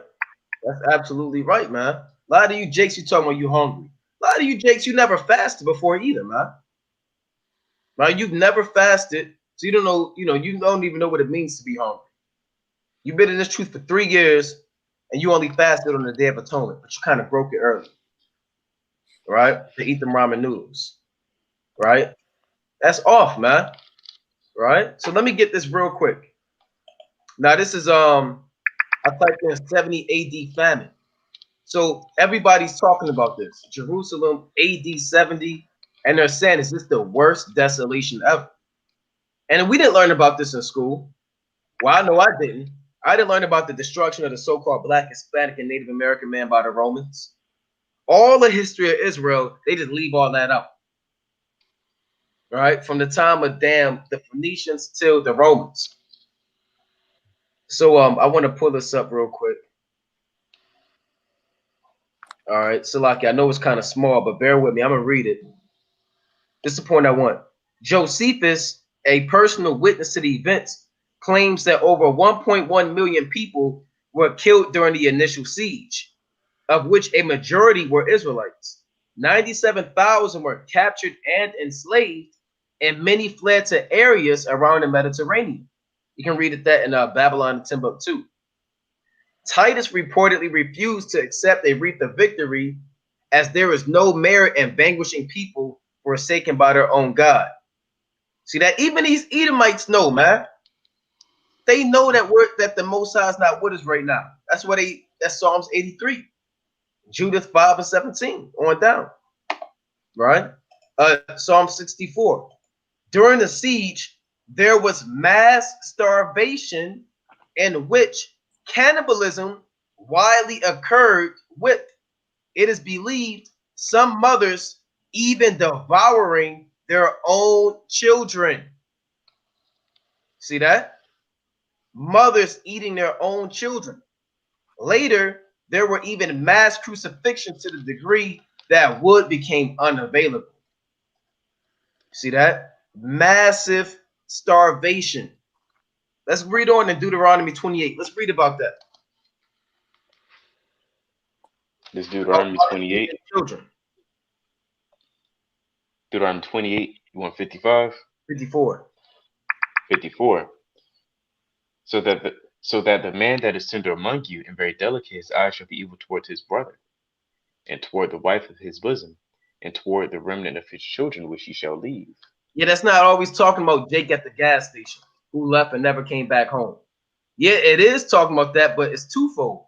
You had Jake who was starving with his family in 70 AD, and he left them. So y'all got to get this on your own.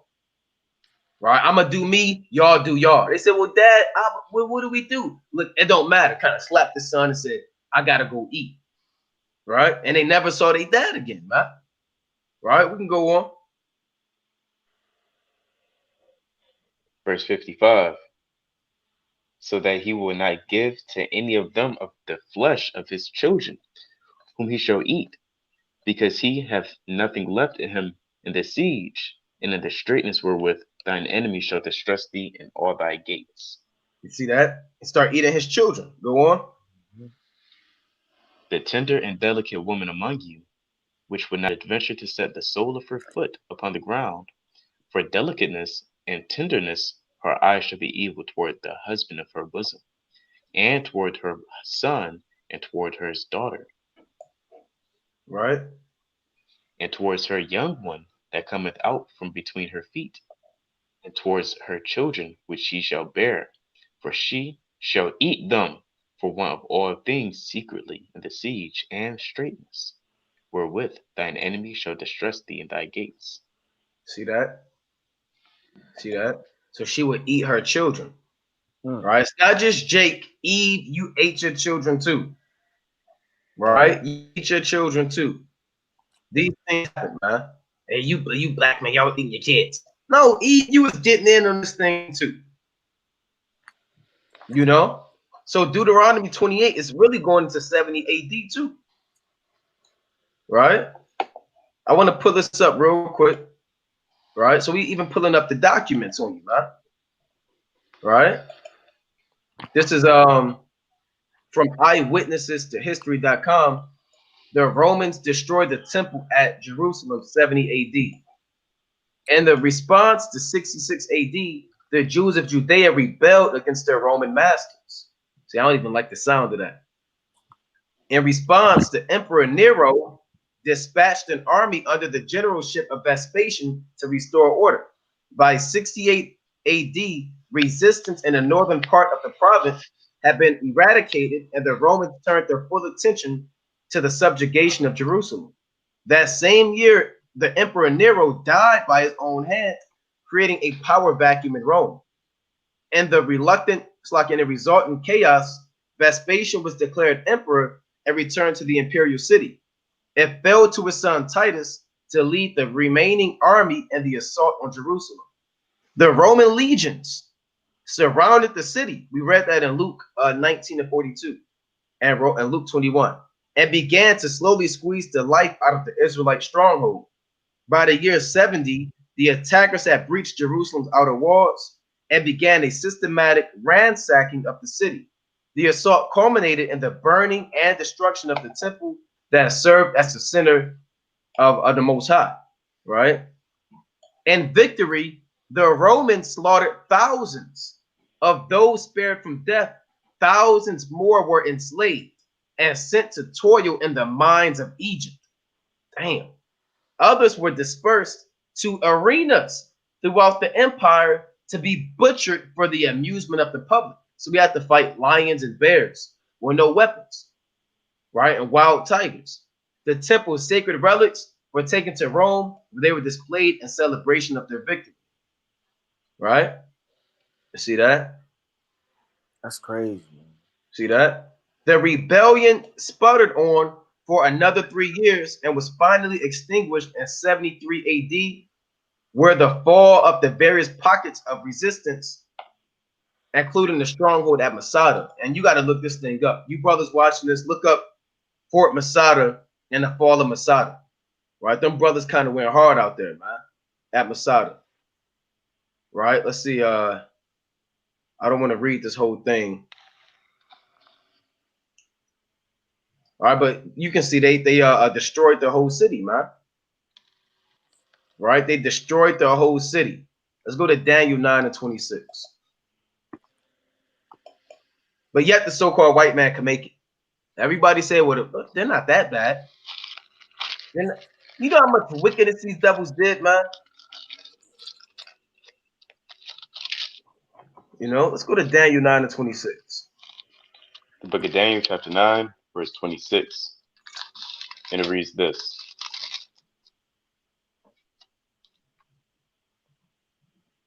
And after 62 weeks shall Messiah be cut off, but not for himself and the people of the prince that shall come shall destroy the city and the sanctuary, and the end thereof shall be with a flood, and unto the end of the war desolations are determined.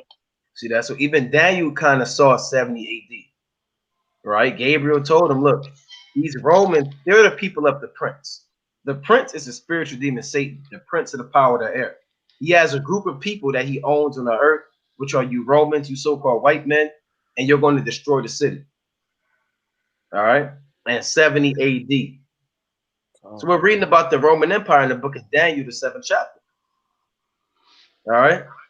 We're not going, time will fail us to break down the whole Roman Empire biblically, but we're going through it systematically. We're showing you a few emperors, showing you a few key dates. We went from Caesar Augustus. Now we dealt with Nero, even Titus and Vespasian, right? And Domitian, which were of the Flavian dynasty. You have something else? Let's go back to Daniel chapter 7 and 7. The book of Daniel, chapter 7, verse 7. And after this I saw in the night visions, and behold, a fourth beast, dreadful and terrible, and strong exceedingly, and it had great iron teeth. Salakia. It devoured. The great iron teeth is his military might. It's not literal iron teeth. The teeth is the what helps you devour the beast. All right, other beast. We can go on. I got a quick precept. Psalms 58 and 8 says this. It's like in verse 6. Break their teeth, O God, and their mouth break out the great teeth of the young lions, O Lord. Right? That's David praying to the Lord that he destroys the military might of the heathens. And Esau really sees a young lion as well. He's that lion. That's right. Spoken of in 1 Peter 5 and 8. That's right. That's right. So we can go on. The book of Daniel, chapter 7, verse 7. After this I saw in the night visions, and behold, a fourth beast, dreadful and terrible, and strong exceedingly, and it had great iron teeth. It devoured and brake in pieces, and stamped the residue with the feet of it. And it was diverse from all the beasts that were before it. And it had 10 horns. And it had 10 horns, right? It had 10 horns. Now, again, the 10 horns, modern day horns, is your European Union, Right? Those are your modern day 10 horns. Back in the ancient times, your 10 horns were Edomite or Roman provinces that was in that empire. Right? I might pull up a map. You had different certain provinces like the Dalmatians, the Lombards, the Burgundy, right? The Alemanni. These are different provinces. I'm gonna pull up. But the modern day names, we're gonna pull up the modern day names too. All right. So bear with me 1 second. I want to pull up just to show you a map of the Roman Empire at its height. Right? And I believe that's during the time of Trajan. All right, so bear with me. So this Roman Empire had it's like it had 10 horns. All right. Let's go real quick. Revelation chapter 12 and 1. The book of Revelation, chapter. Can you hear me? Come. Revelation chapter 12, verse 1. And it reads this. And there appeared a great wonder in heaven, a woman clothed with the sun and the moon under her feet, and upon her head a crown of 12 stars. Right, that's the nation of Israel. And she being with child cried, travailing in birth and pain to be delivered. Right, go on. And there appeared another wonder in heaven, and behold, a great red dragon, having 7 heads and 10 horns. This is what you're reading about in the book of Daniel. That eagle is the same red dragon, the Roman Empire, with 7 heads and 10 horns. Why is it red? Because in Genesis chapter 25, Esau came out red. The 7 heads that you're looking at, you may not be looking at it. Right? Your 7 heads of the Roman Empire are Greece. All right. Can brothers see the screen? Right, Greece. All right, Rome, Spain, France, Germany, right? The Germania Minor, Russia, which came out of the Scythians, Dacia, and the people of Rus, and Great Britain. All right, these are your 7 heads, and we just did an in-depth breakdown on how Rome conquered these 7 heads, how they took down the native Etruscans and the Samnites in Italy. And First Maccabees chapter 8, it tells you how they took down Spain. Right?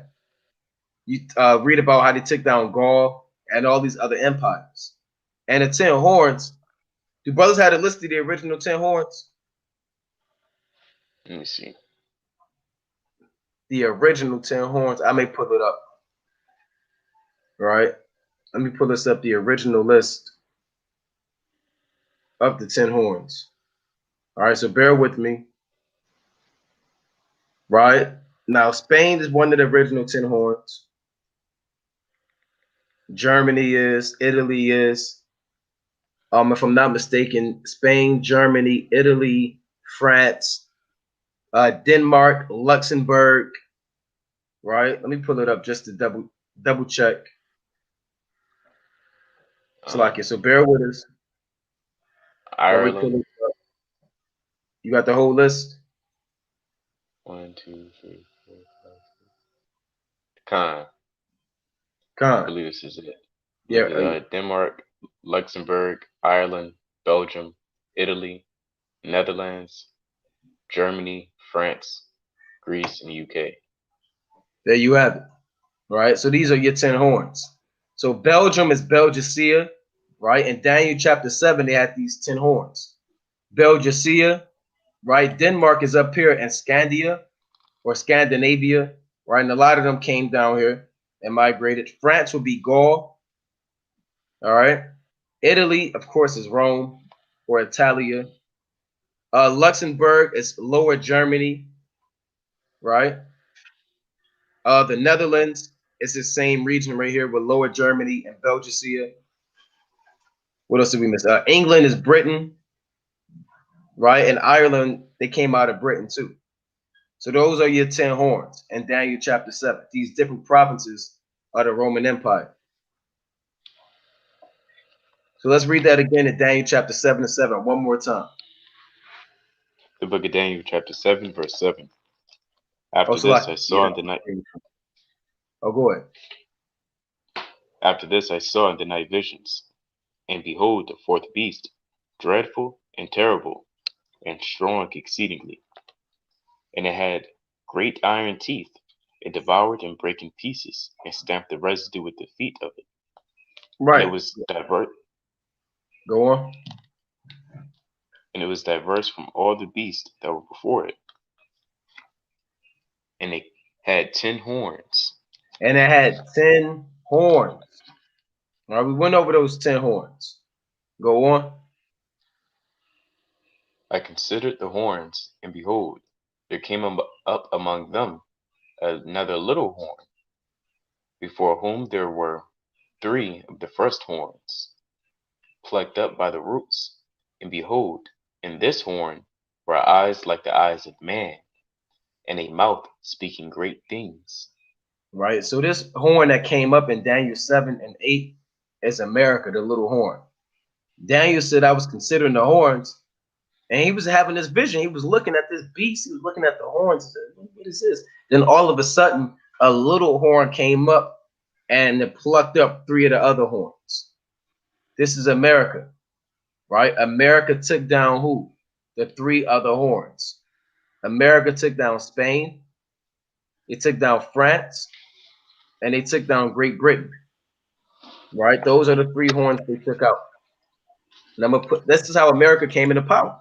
America didn't just come over here and say, well, we got the land by peace. First, they took out Gad, right? But then they took out these 3 Salakia. They took out these 3 kingdoms. All right, so bear with me. I want to pull this up on the map just to show you. Took out France in the French and Indian War. They took down Spain and the Spanish-American War. And they also took down Great Britain in the Revolutionary War and the War of 1812. These 3 nations divided up America like a piece of pie. And you should be looking at that on your screen right now. All right, let me pull this up. See that? So America took down these 3 horns. Here you have these 3 horns. England was taken out. France was taken out. And the French and Indian War and the Louisiana Purchase. And Spain was taken out. So this is how America took down these 3 horns. All right, they were plucked up by the roots. Let's go to 2nd Ezra chapter 11. Now let's get more on that. 2nd Ezra chapter 11 and verse 28. Right, and if you're getting bored, then you can kind of watch ESPN. Right, you can go and turn on BET. You can see who's shaking they behind. Right, you can go to the strip club. If you say, well, why they not getting on the Moabites? Right, why you not talking about Revelation 13 and 9? Right, why you not talking about the Ryan was saying the book of Esther? Right, it's more than that, man. If you don't want to get the edification, then you can go watch somebody shake their behind, man. We'll try on some outfits. All right, and look at yourself in the mirror. This for the brothers that want to get edified, man. You're pulling up the documents, the timelines, the historical dates, the information, the breakdowns. A lot of it. I don't know why. Why are they going over this? How come they not on the streets? We don't live on the streets, man. Sometimes we got to do the breakdowns. You know what I'm saying? We got to do the live streams. Why y'all not out there at the harbor, right? Well, that's a time and place for that, man. Right? We got to go over the prophecies, right? So let's go over 2nd Ezra chapter 11 to 28. I gotta say that because Jake, man, Jake real simple. Yeah. Right? 2nd Ezra chapter 11 and 28. The 2nd Ezra chapter 11, verse 28, and it reads this. Now, and I beheld.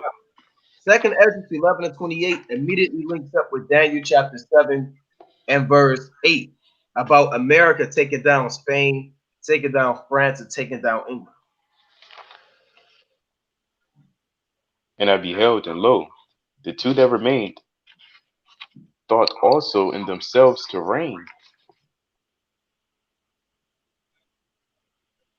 and when they so thought, behold, there awakened one of the heads that were at rest, namely, it was in the midst, for that was the greater than the two other heads. So this head that woke up in the midst is Babylon the Great. They're greater than the two other heads. All right, we're going to explain those two other heads later. So America came into power, and now they're taking down these two feathers that would have reigned. England, they would have reigned. They were fighting over imperial power with Spain. Spain was fighting over to conquer the world with France. Everybody was trying to figure out, well, who was going to be the next big empire after Napoleon was taken out. But while they thought to reign, America set themselves up. We're going to read about it. This being Babylon the Great. We read down. All right, so let's go on. Verse 29. It's like verse 30. And then I saw that the two other heads were joined with it. And behold, the head was turned with them that were with it, and did eat up the two feathers under the wing that would have reigned. So those two feathers are the same thing as these three horns that would have reigned. They plucked them up by the roots. Go on. So like you.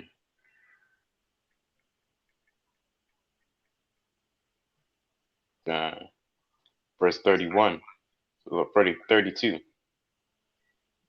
But this head put the whole earth in fear, and bare rule in it over all those that dwelt upon the earth, with much oppression, and it had the governance of the world more than all the wings that had been.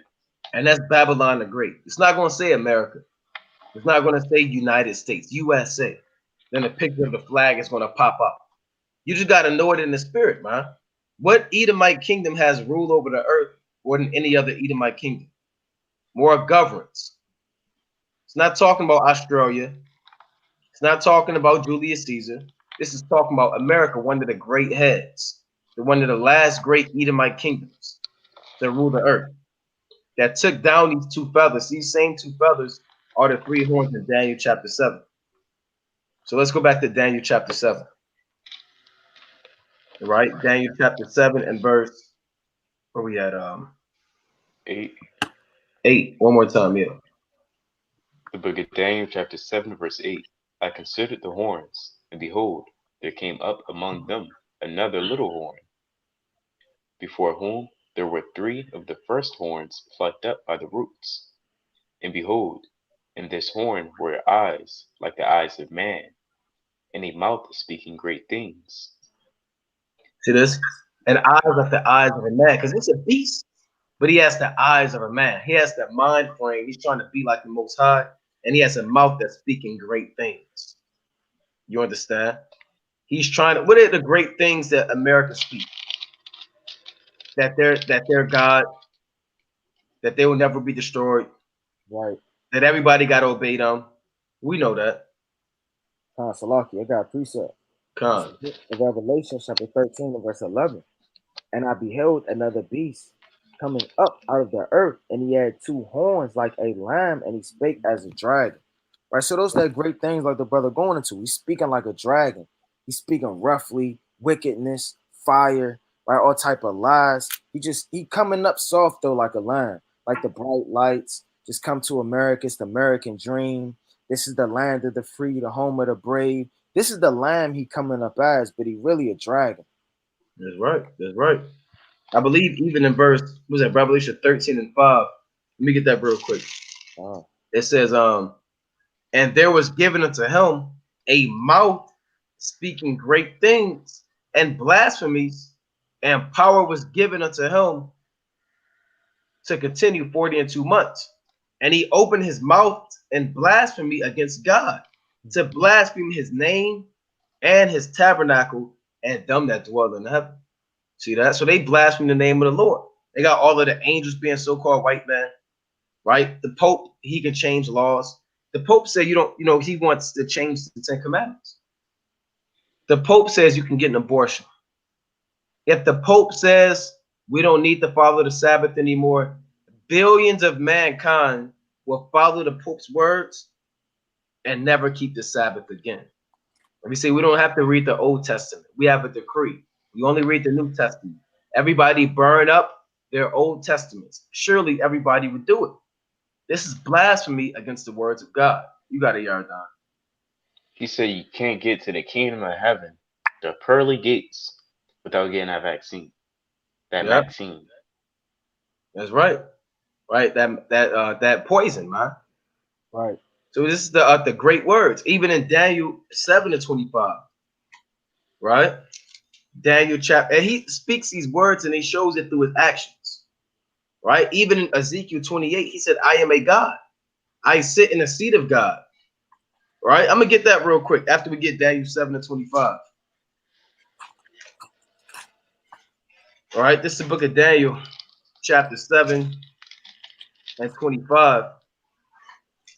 It reads, "And he shall speak great words against the Most High, and shall wear out the saints of the Most High, and think to change times and laws, and they should be given into his hand until a time and times and the dividing the time." So the great words he speak against the Most High, saying, "Look, you could be a homosexual." I know God said that, be fruitful and multiply, and a man should leave his father and mother and cleave unto his wife, and they should be twain, and they should be one flesh. But I say unto you, you can be a transvestite, you can be a dyke, you can be a big bull dyke, bulldog, big dyke, big back dyke. You can be a homosexual. You can be all types of things, man. I know the Most High said keep the Sabbath Friday sundown and Saturday sundown, but I say unto you that Sunday's the Sabbath. These are the great words against the Most High. Let me bring this up real fast. Come. Isaiah chapter 10 and verse 1. Woe unto them that decreed unrighteous decrees, and that write grievousness which they have prescribed. Right, so them unrighteous decrees, like the brother bringing out, man, could be anything. Changing the Sabbath day. It's okay to be a homosexuality. And ain't they pushing pedophilia? Ain't they added that to the damn OG? Yep. The alphabet boys, right? That's good. He said to turn aside the needy from judgment, and to take away the right from the poor of my people. The widows may be their prey, and that they may rob the fatherless. So straight like that, man. That's all they doing is just robbing the fatherless, taking our understanding from us, our heritage, and pushing these decrees down our throat, man. That's right. That's right. This Ezekiel chapter 28 and 1. There's a lot of you people, you think that the Lord, that the so-called white man is your best friend, that he's your Jesus. Just because your granny got Jesus on her mantle, white Jesus, next to JFK, now they got Barack Obama. She may have a picture of Barack Obama, maybe Michelle Obama, right? Again, your uncle or your cousin that was in the military. Next to that jar of peppermints, that glass bowl of butterscotch, damn candy and peppermints, right? You may see white Jesus and think that, well, the so-called white man, he surely will never do me wrong. He's next to Obama and JFK and my cousin. You got it, King. Khan Salakia, when we was at camp, remember you was teaching the older Eve, and we read straight out the Bible, Revelations 1 and 14. We read it probably about 2 times, and he was like, so who is this man? She was like, well, that's Jesus. See that? Just Yeah, so she indoctrinated. You got it. Yeah, Salaki. Yep, she, like the brother said, indoctrinated. We asked her, who is this? She said, the good Lord from above. Like an old Negro, right? The good Lord from above. Yep. And then she, it's like everything we told her, she couldn't receive it at all. It's like it literally went in one ear and out the other. Right. Like the whole post with us, man. Literally. She was 79. And she didn't know what was going on. She was just out there waiting on the train, just running the streets. Probably her family moved up here from South Carolina. She just always been going to church. She can never get in. It's packed. She said it's packed in Park Heights. So she kind of leaving. This is our people, man. This Ezekiel chapter 28 and 1. That Barack Obama said his mom's got Obama hung up in her house, and Nelson Mandela.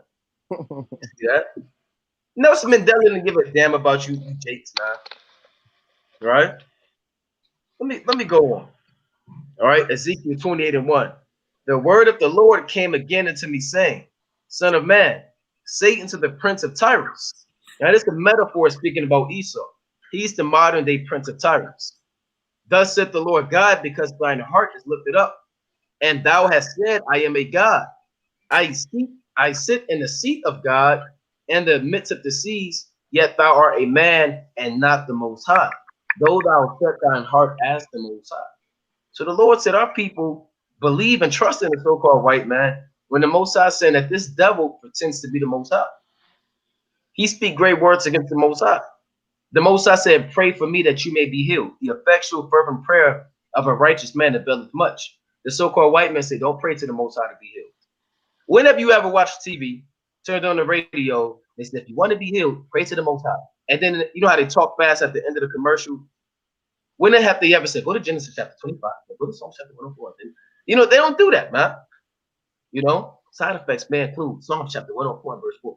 And they tell you to go get a damn pill, get surgery, pop this in your mouth, shoot this up in your arm. So they tell you, look, come to me if you want to get healed. Don't go to God. You got a yard down. You still gotta. Well, you don't have to, but they're telling people they gotta. You still gotta get certain medicines. You have to put in your body through your rectum still. I forgot what they call it. Yep. Certain pills or suppositories. You know, if you got a headache, they tell you to, you know, put that up your rump, push that up you. You know, now you literally jammed up. You're sick. Like, why do you need to? Come on now. Come on. Really? That's right. I can't use my mouth. So a lot of people, man, be following after these devils, man. So like a lot of people be following after these devils, man. Now, again, the so-called white man, he'll play and he'll say that he'll speak these great words against the Most High because we dealt with the medicinal side of things, but also dealing with, you know, even seeking knowledge and seeking understanding. They don't tell you go and pray to the Lord and seek the servants, the prophets. They say go to my high school, go to my college, go to my doctor, go to my doctors, go to my professors. If you want to learn, come to me. You see that? So there's many different ways that he speaks great words against the Most High.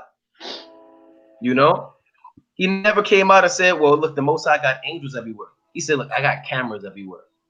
I'm tracking you. GPS. How was Walmart? You was in there for 15 minutes. Oh, you bought A, B, and C. And put it back. Right? It was too expensive. You got damn Alexa listening to your damn conversation. You sleep. She wake you up. What did you say? Right? You know, you be thinking something that pop up on your damn Instagram. They got all of these algorithms and witchcraft set up to read your mind and know what you want next. You thinking about going to damn Fridays. You type, you know, get on your phone. You got Friday advertisements. 99% off. Right? Buy 2 wings, get this free. What the hell? Because they, you know, that they plan that witchcraft on you, trying to be the Lord. You got it. It's the book. I was on the phone. Oh, you got. I had a quick point. I was on the phone with somebody. They said we was talking about something, and she ended up getting some advertisements from the things that I said. Like, I didn't even know it worked like that. You know, we was talking about, I don't remember, food, for, you know, for an example, talking about apples and whatnot, and then she's seen a whole bunch of advertisements for red apples everywhere. It was another it's on other apps. They literally said, "Hey, you just went here a few minutes ago. You want to go back?" I literally seen it. It was on somebody's Snapchat. They said, "What's going on? Why are they? You know, what is this about?" It's stalking. You said what? Yeah. It's stalking. Right. It's the book of 2 Thessalonians chapter 2 and verse 4. It said, "Who opposeth and exalteth himself above all that is called God." So he want to be above the Most High, above all of the angels, right? Above Yahweh, or that is worship, so that he, as God, sitteth in the temple of God, showing himself that he is God, man. You can't get around that, man. And you got the Caesar Borgias, right? You go to so-called the Capitol, you got Abraham Lincoln, the statues, right? You got all throughout DC, when you go through downtown, you got old ass white men sitting upon horses, just looking real proud, man, with swords in their hands. Right? You got all of these monuments, right? It ain't nothing but all of these ancient kingdoms all over again, man. When you look at these pictures, it's the same men, right? Regenerated, the same statues, right? Just different lengths and made with different materials. It's the same kingdom, man. That's right. That's right. These devils, man, they be listening to your damn conversation. Sometimes you gotta cover your laptop microphone up because they kind of watching you. You know what I'm saying? You got your microphone on, they listening to your conversations. Hey, the elder told me he was on the phone with a brother, and he was talking to one man. Then he heard another guy snoring on the phone, like he fell asleep on his job, like he was listening to the conversation, but then he fell asleep, and then he kind of woke up and checked himself, and the snoring stopped. Right, so they be kind of trying to be the most. Yeah, I'm for real heard of stuff like that too. Jake kind Yeah, of told me that he heard not a sneeze, but like he kind of heard something, but it wasn't the other person that they was talking to. yeah, It's It, kind of yeah, like repeat echoes, that. it be having echoes and stuff. yep. Echoes. All type Yep. of mischief, witchcraft. So these devils, man, they want to be the Lord so bad. That's why. Let me go to Isaiah chapter 14 and 12. The Most High said, "Why? I mean, how art thou fallen?" Right. This Isaiah chapter 14 and verse 12. How art thou fallen from heaven, O Lucifer, son of the morning? How art thou cut down to the ground, which didst weaken the nations? So Lucifer just means the light bearer. The so-called white man is referred to as the light bearer because he is the one that's pulling all of the nations to him. They're gravitating toward his pharmaceutical industry. They're gravitating towards his Ivy League colleges. They're gravitating towards his military, his technology, his social life, his fashion, whatever. All the nations are gravitating like a moth to your damn porch light, man. That's why he's the light bearer on the left-hand side, right? But the Lord said, how art thou fallen from heaven, O Lucifer? It's not speaking about Lucifer being a red man up there with the Most High God, and the Most High kicked him out with 1/3 of the angels. Now he's on the earth looking for a place to dwell at. Lucifer is Esau. Hey, the so-called white man is Lucifer. He's the devil, man. Right? Let me get this quick precept on that. This is the book of Lamentations. Right? Let me get this about falling from heaven. This is the book of Lamentations, chapter, bear with me, 1. It's like Lamentations, chapter 2 and 1. Right? It's not talking about literally falling from heaven. How hath the Lord covered the daughter of Zion with a cloud in his anger, and cast down from heaven unto earth the beauty of Israel, and remembered not his footstool and the day of his anger. So the Lord cast down Israel from the heavens one time. That doesn't mean we was all up there in the third heaven. It means we went from being kings and priests to being in captivity under the Babylonians. You got it. And Salakia, man. That unity camp we had with HOY when we was downtown DC. Remember? Con. Yeah, man. When, you know what I'm saying? We teaching, we're in the spirit, right? And I took this picture, right? You got the so-called white man on the roof, man. Oh yeah, I remember that. They got the spies watching us, man. Yeah. Now, this building was not just 13 feet tall, man. This building was very high. And you get these two images of these men watching us, and it was more than those two. But while we teaching, you look up, like you know how DC go, right? They got damn skyscrapers. It's very tall. You know, the top floor and all of that. We teaching, and then you see like little black spots. You see goggles like this, and then you see like a little hand wave, and then they'll kind of disappear. Then they'll kind of come back when they don't get noticed again. So hey, they literally be watching, man. Right. And you might pull out your driveway. It's kind of a van right there, and they doing they got a whole damn setup in the van, man. It'll say Michael's Plumbing on it. Michael's Plumbing and Sons. Then you open up the damn van, they got the damn laptop in there. They got the people in there hooked up with the thing, and they listening to you. Like right, they panning the thing around, and you talking about you go on your Wi-Fi. They got all these different weird names for the signal. Hey, it's that white van outside. Like damn Bad Boys 2 with Martin and damn Will Smith, man. That's right. That's right. But they had the whole, you know what I'm saying, shebang in the trunk. That's right.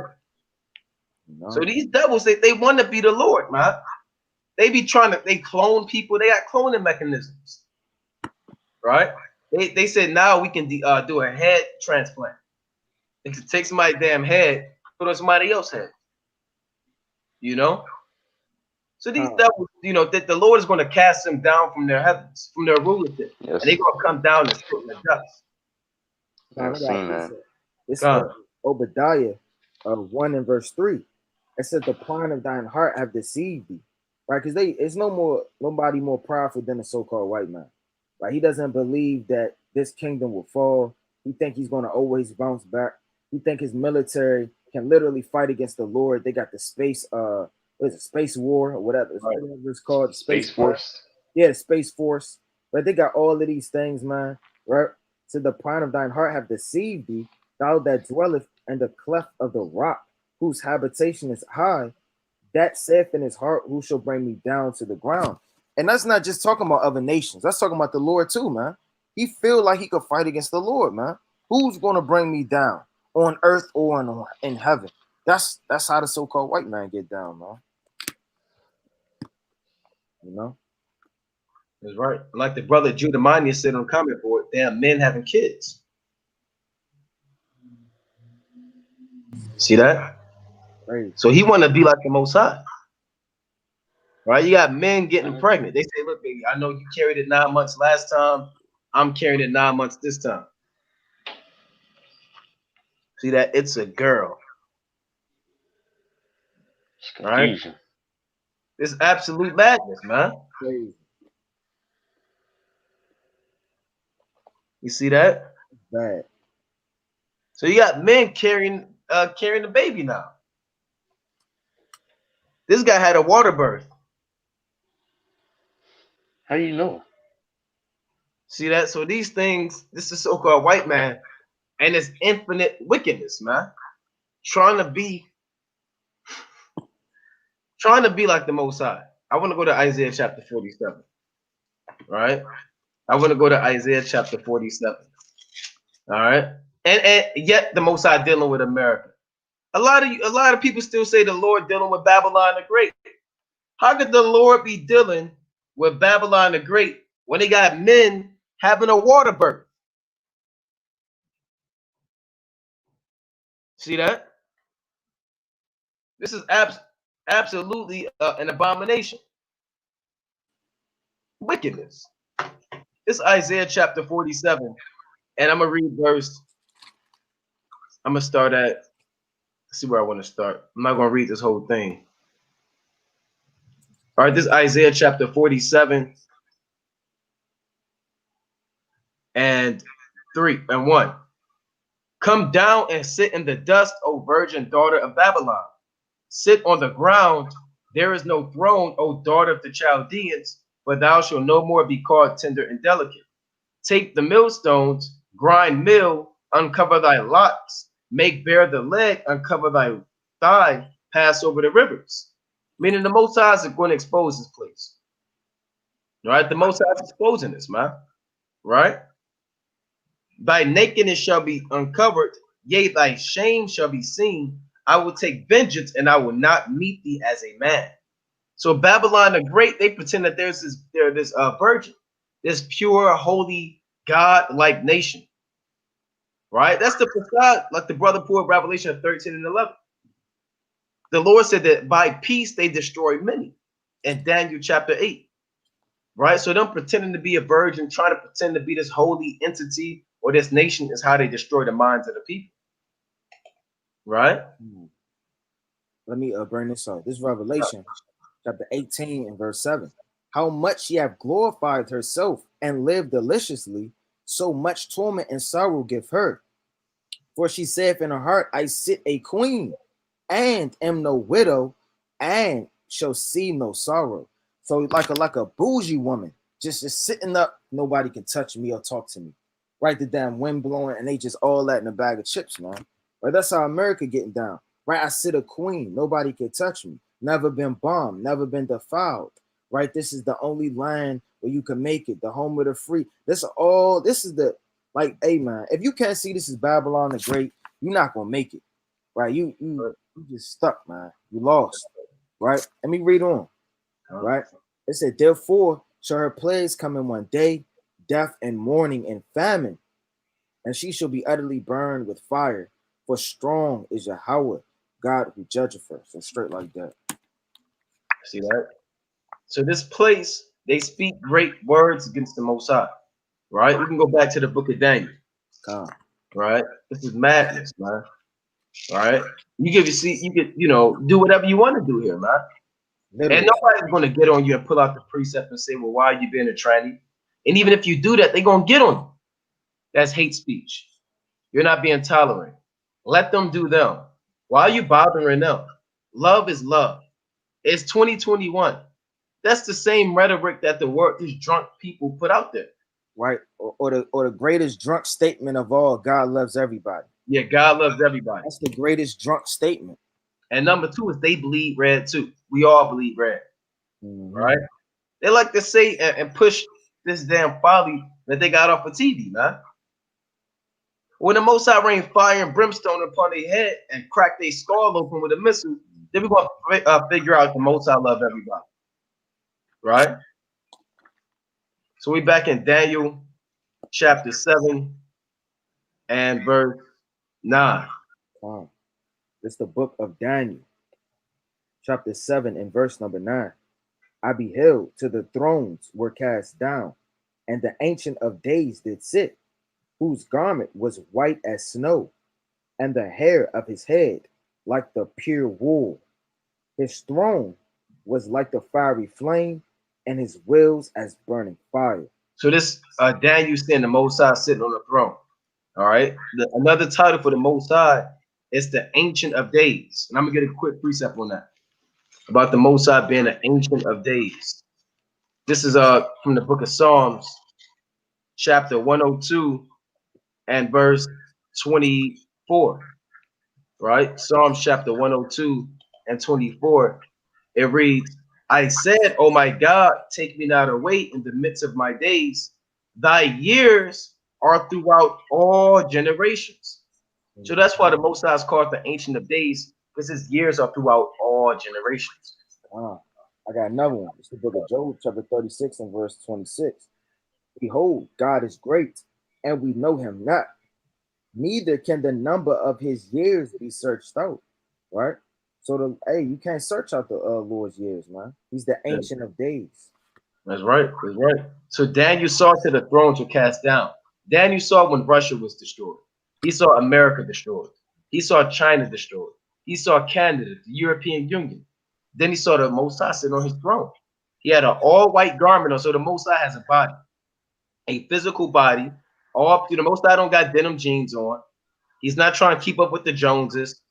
The Lord got forces on, black forces, and a scully. Right? The Lord not some man from the streets, man. Right. Black forces in the damn scully. The Lord don't got a suit and tie on, right? The Lord got an all white garment on, man. A long white garment. Right. Pure, upright, perfect, holy. And not too many people saw this vision, man.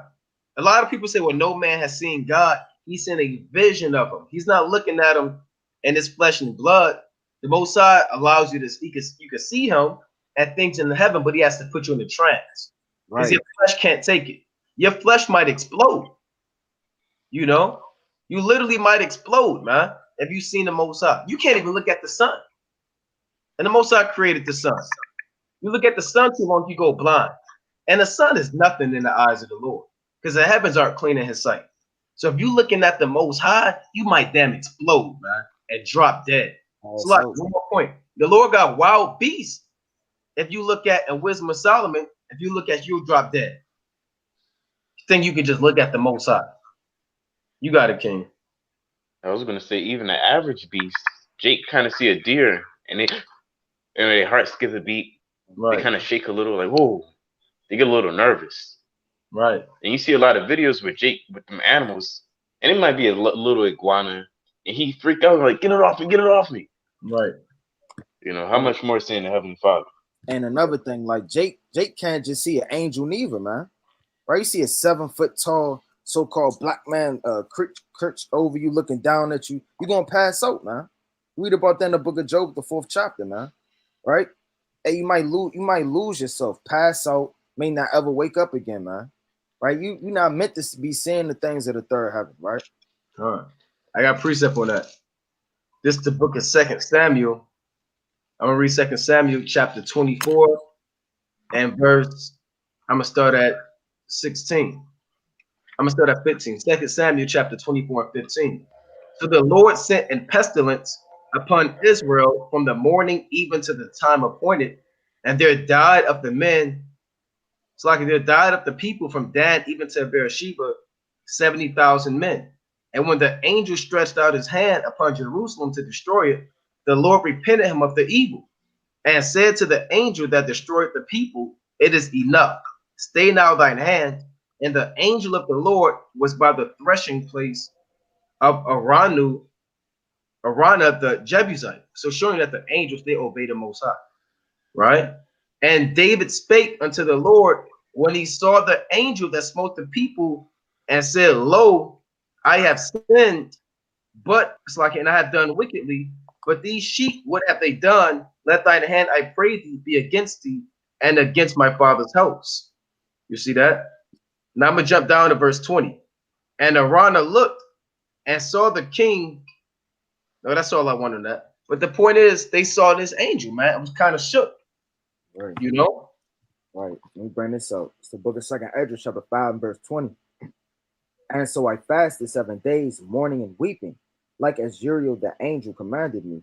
And after 7 days, it was so. So like it so was it, that the thoughts of mine heart were very grievous unto me. And my soul recovered the spirit of understanding, and I began to talk with the Most High again. So it said my heart was very grievous to me again, man. Right? He probably was shaking, right? He was kind of passing out, right? Seeing these visions. That's scary, man. Right? Imagine if you just saw Jacob's trouble right now. You see people screaming, right? People getting jacked up, cut in half. Or you see it's all pitch black. You see people getting raped in the streets. There's no food, right? It's violence.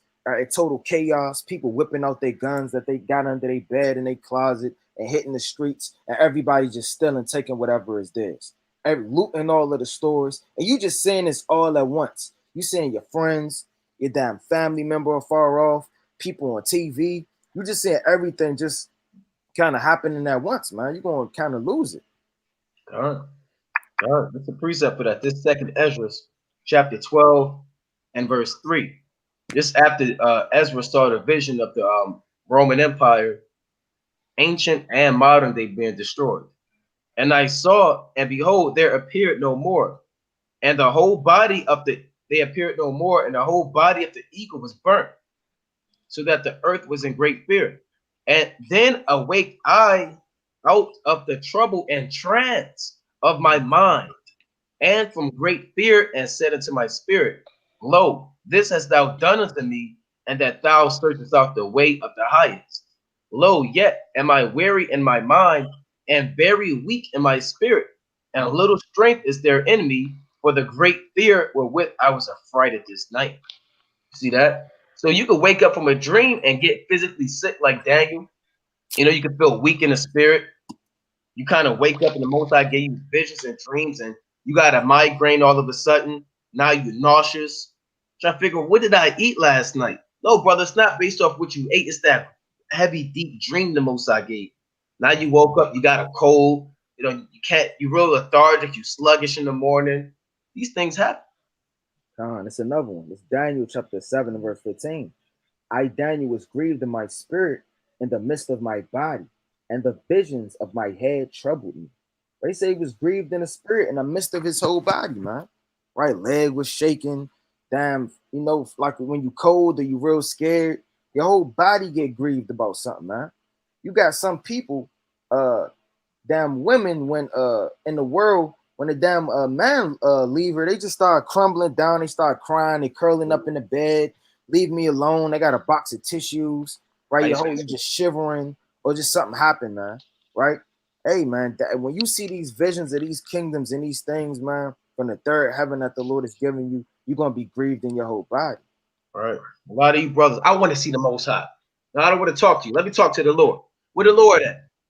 Yeah, all right, brother. Right? Where the Lord at? Where Michael at? I don't want to talk to you. The angel come down to you. No, you ain't the real one. You Michael? No, where Michael at? You boasting up the angel, man. Here the angel came to give you a message. You said, where the hell Michael at? Right? The Most High got angels with 4 faces, man.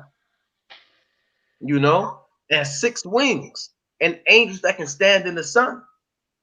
You know, so you talking about I want to see the Most High. Then you saw this, and then we read in verse 15, his whole spirit was jammed up. I want to. A lot of brothers, I want to see the Most High in this dream tonight. Brothers, you got to be careful what you praying for. You might bug yourself out, man, and fall out of this thing. Yeah. You know, I knew a brother like that. He used to pray for a lot of, deep visions and dreams in the third heaven, and now he's not really in this thing no more. See that? You know? So we back in the book of Daniel. All right, Daniel chapter 7 and verse 10. The book of Daniel, chapter 7, verse 10. A fiery stream issued and came forth from before me. Thousands ministered unto him, and 10,000s times 10,000 stood before him. The judgment was set, the books were opened. The judgment was set and the books were opened. Daniel saw all of the angels before him, and the judgment was set and the books were opened.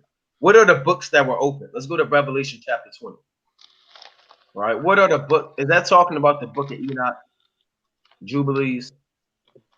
The judgment was set and the books, plural, the books were opened. Right? Revelation chapter 20 and 12. The book of Revelation, chapter 20, verse 12. And I saw the dead, small and great, stand before God, and the books were opened, and another book was opened, which is the book of life. The dead were judged out of those things which were written in the books, according to their works.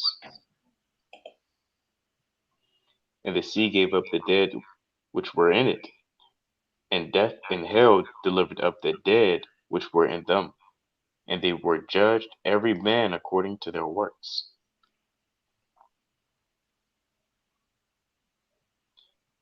And death and hell were cast into the lake of fire. This is the second death. And whosoever was not found written in the book of life was cast into the lake of fire. So you got the book of life, where you have the elect's names written on, right? You have men that are set up from the foundation of the world written in the book of life. You got certain men who actually knew their names were in the book of life. Paul knew that Clement and other women were in the book of life in Philippians 4 and 3. Moses in Exodus 32 and 32. He said, blot, I pray thee out of thy book. A lot of our fathers knew that they was written in the book of life. Well, let me get this precept real quick. I got one after you. This is the book of Psalms, chapter 58 and verse 6. So I get 56 and 7. That's what I want. Psalms chapter 56 and 7. Right? We don't know if our names are in that book. We have to be diligent to make our calling and election sure. We want our name to be in the book of life. All right? That's why we do the videos, we teach, we love the brethren. We do it because we want to do it, but we know there's a reward in it, with your name being written in that book. You know? Psalm chapter 56 and 7. Shall they escape by iniquity? And thine anger cast down the people, O God. Thou tellest by wanderings.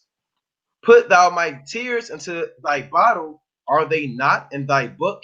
So even the tears that you cry in oppression, they're written in the book of life, right? And the book and the records. So how many tears you cried due to oppression and captivity? Every teardrop is being recorded. Even David knew that. All the blood of our saints is measured to the T by the Most High. Look, this brother, the so-called white man, shed this many ounces of his blood, this many liters, whatever, that's recorded, right? Even your tears that you cry, they're written in the book. David knew that. Fire precept. It's the book of Jeremiah, chapter 17 and verse 1. So the sin of Judah is written with a pen of iron and with the point of a diamond. It is graven upon the table of thine heart and upon the horns of your altars. So you got your sins, right? Like the brother bringing out the cries that you have, right? And you got whether your name is in the actual book of life. So it's actual many different books in the heavens, man. Right? That's what the Lord said, like the brother just brought out, to blot out. Literally everything you do is being written down. Now, what do you do when you blot out? It has to physically be blotted out, meaning it has to be written down. So stuff you was doing in the world, right, when you was stealing, right, when you just wasn't listening, when you was in Christianity, all of these things have to be blotted out. That's why it's so important to repent. You know? Right. This Psalm chapter 69 and 28. Let them be blotted out of the book of the living and not be written with the righteous. See that? So the book of the living, also known as the book of life. And David actually prayed that certain men would make it to the kingdom of heaven. And the Lord didn't get on David and say, why are you praying that other men don't make it? Hey, you know, that was David's portion in his life. Hey, Jeremiah said the same thing. Yeah. You know? That's right. He said, pour out thy fury upon the heathen that know thee not too. And Jeremiah 18. Con, let me bring this out. This is what Jeremiah said. It's the book of Jeremiah, chapter 18 and verse 24. Therefore, deliver up their children to the famine and pour out their blood by the force of the sword, and let their wives be bereaved of their children and be widows, and let their men be put to death. Let the young men be slain by the sword in battle. Straight like that, man. See, so all of this hand reaching out, brother, please, brother. Brother got a cigarette. You seen him 55 times just walking back. Please, brother. Come on, bro. No, you're going to die, man, if you don't repent. Right. That's what our forefathers said. That's right. That's right. Let me get this real quick in Daniel chapter 12. All right. So now you know what the book of life is. The Lord records all your works. Right. This Daniel chapter 12 and 1. And at that time shall Michael stand up, the great prince, which standeth for the children of thy people. And there shall be a time of trouble, such as never was since there was a nation, even to that same time. And at that time thy people shall be delivered, every one that shall be found written in the book. See that? If you're gonna make it out this thing, if your name in the book. And you can't get in the club if your name ain't on the VIP list. You can say, well, look, you got people that try to fight. Look, I'm in there. See my name at the bottom? That's me. And they don't get in. They say, no, that's not you. Right? So you got people that try to fight to make their name on the list, man. You know? They do that in high school all the time. They got practice and tryouts. Then in the morning, everybody see the name of people who made the team. Everybody gather around and see, like, I'm on there. And they'll walk away. Then the one guy, he's not on there. He kind of put his head down and shoot up the school. Then the other guy say, like, I'm in there. And then he make it to the team. Right? You got it. You had something, Yardan? All right. So let's go to the book of Daniel. All right. We may not even finish this chapter. Time may fail us on this chapter. All right. But let's go to Daniel chapter 7 and 11. The book of Daniel, chapter 7, verse 11. See, that's like a tribe of Ephraim said, my Google account just sent me an email showing me 10 places, the 10 places I've been last. See that? Crazy. Damn. All right. And how can your name be in the book of life? It has to be set up from the foundation of the world. Right. But you don't know that. So you got to be diligent to make your calling and election sure. Right. You don't want to take a chance. I'm going to just play the field and see if my name in the book of life. If your name is in the book of life, you're going to be right. You're going to do the righteous works. Yeah. Right. Yeah. That's how it is. If your name in the book of life, you're going to be on fire doing the work. And to the end, you got a king. Con, I'm gonna bring up this quick precept. This is the book of Hebrews, chapter 12, and verse 23.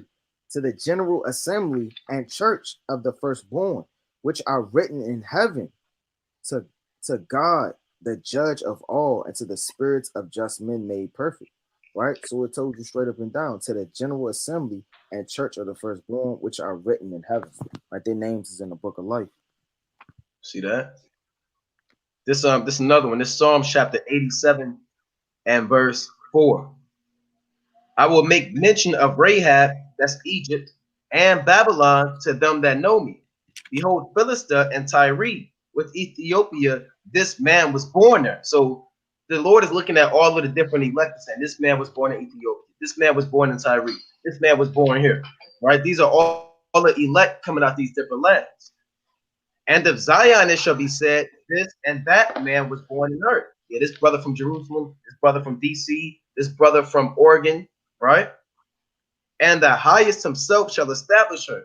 The Lord shall count, right? You're going to hit that 144,000. The Lord shall count when he writeth up the people that this man was born in. So even is going to have the place where you was born at.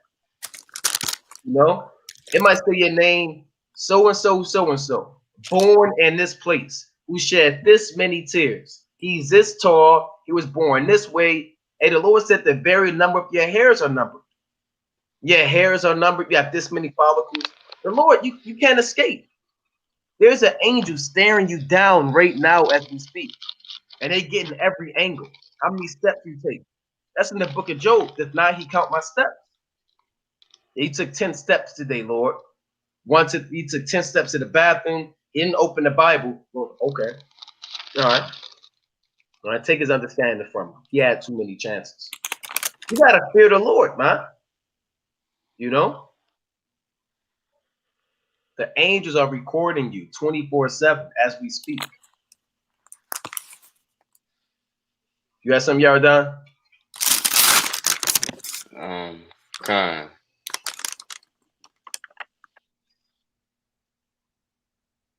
If I could find it. If I can't. So you gotta fear the Lord, man. You can't escape. You can't go in your closet. You know, you can't turn off the lights. You can't hide under your cover. There's no secret place. The angels, they got the lights on you. They're shining on you. Mm-hmm. They know how many inches you grow. Everything's been recorded. They don't need glasses. They don't have the glasses on their nose. Like an old man trying to figure out what's going on. Right? We bring out the precept on that. It's the book of Psalms, chapter 139 and 13. But thou hast possessed my reins. Thou hast covered me in my mother's womb. Right? So, hey, man, they even recording you growing in the womb, man. Okay, everything's working out properly. They're growing good. Right? He gonna come out being this much. He gonna come out 7 pounds. Right? And it says, I will praise thee, for I am fearful and wonderfully made. Marvelous are thy works, and that my soul knoweth right well. My substance was not hid from thee when I was made in secret. So it said I was made in secret, right? I'm talking about from the time, you know, your mother and father got together, to the time you grew in the womb, to the time you came out, man. And curiously wrought in the lowest parts of the earth. Thine eyes did see my substance. What is the Lord's eyes, man?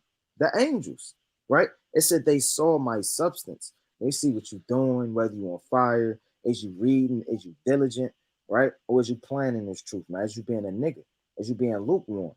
Do you have a secret life that you live in, man? Right? Are you only Israelite in your bio, but nigga in real life? It say, thine eyes did see my substance, yet being imperfect, and in thy book all my members were written. So in a book, all your members was written. Everything you do, like the brother said, you're going to be about 5'10", 150 pounds, 170 pounds, right? You will have an afro at the age of 13. Everything is already written and ordained. It says written, which is in continually were fashioned, when as yet there was none of them. It says, how precious also are thy thoughts unto me, O Yahweh, how great is the sum of them. So everything the Lord is doing, is being written down via the angels and brought up to him. That's right. That's right. Got a precept in Job 28 and 23. God understandeth the way thereof, and he knoweth the place thereof. For he looketh to the ends of the earth, and seeth under the whole heaven, to make the weight of the winds, and the weight is like and weigheth the waters by measure. When he made a decree for the rain, and the way for the lightning of the thunder, then did he say, it's like then did he see it and declare it. He prepared it, yea, he searched it out. That's right. That's right. So this is the books that were opened up there in the third heaven, where man is going to be judged based off of his works and the names written in the book of life. And with that, let's a brother got closing precepts.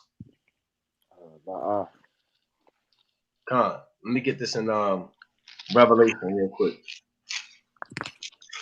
Right? Let me get this in Revelation. We're gonna have to continue where we left off in Daniel the 7th chapter and the next installment. Right? It's a lot of information, a lot of timelines, maps, geography, battles, wars, prophecy, and it's a hefty chapter, right? So bear with us as if you've been watching from volume 1, all praises to the Most High, for tuning in and getting edified. And Most High willing, everything's been edifying to you, and you've been gaining knowledge and understanding of watching this Hidden Mysteries in Daniel series, right? Now this Revelation chapter 22 and 12. Behold, I come quickly, and my reward is with me to give every man according as his work shall be.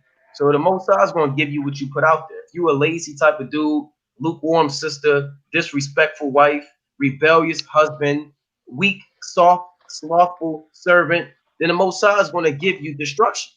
And if you're on fire and you righteous and you diligent, chances are you're going to make it out of this thing, right? You're going to get a rewarded according to your work. You might be one of the 144,000, or you might not make it at all. You might be one of the 1/3, or you might be one of the 12 apostles. You got to be diligent to make your calling and election sure.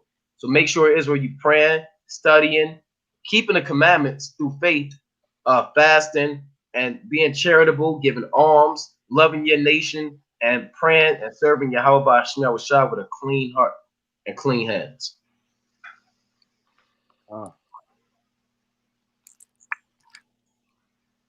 And with that, Brother Nakwan, Brother Right. Osalaki, we're going to begin to take questions too. Right? For those that don't know, we always take questions on a call, right? 213-603-9096. That's the number you can call in. And the PIN number is 94809-305. Again, you can call in at 213-603-9096 if you have questions about anything of the truth. And the PIN number that you want to dial, they'll ask you to dial is 94809-305. You'll see that on the comment board. You'll see the number on the screen. And the PIN number on the screen, Kwam Yasha Allah, Shalom.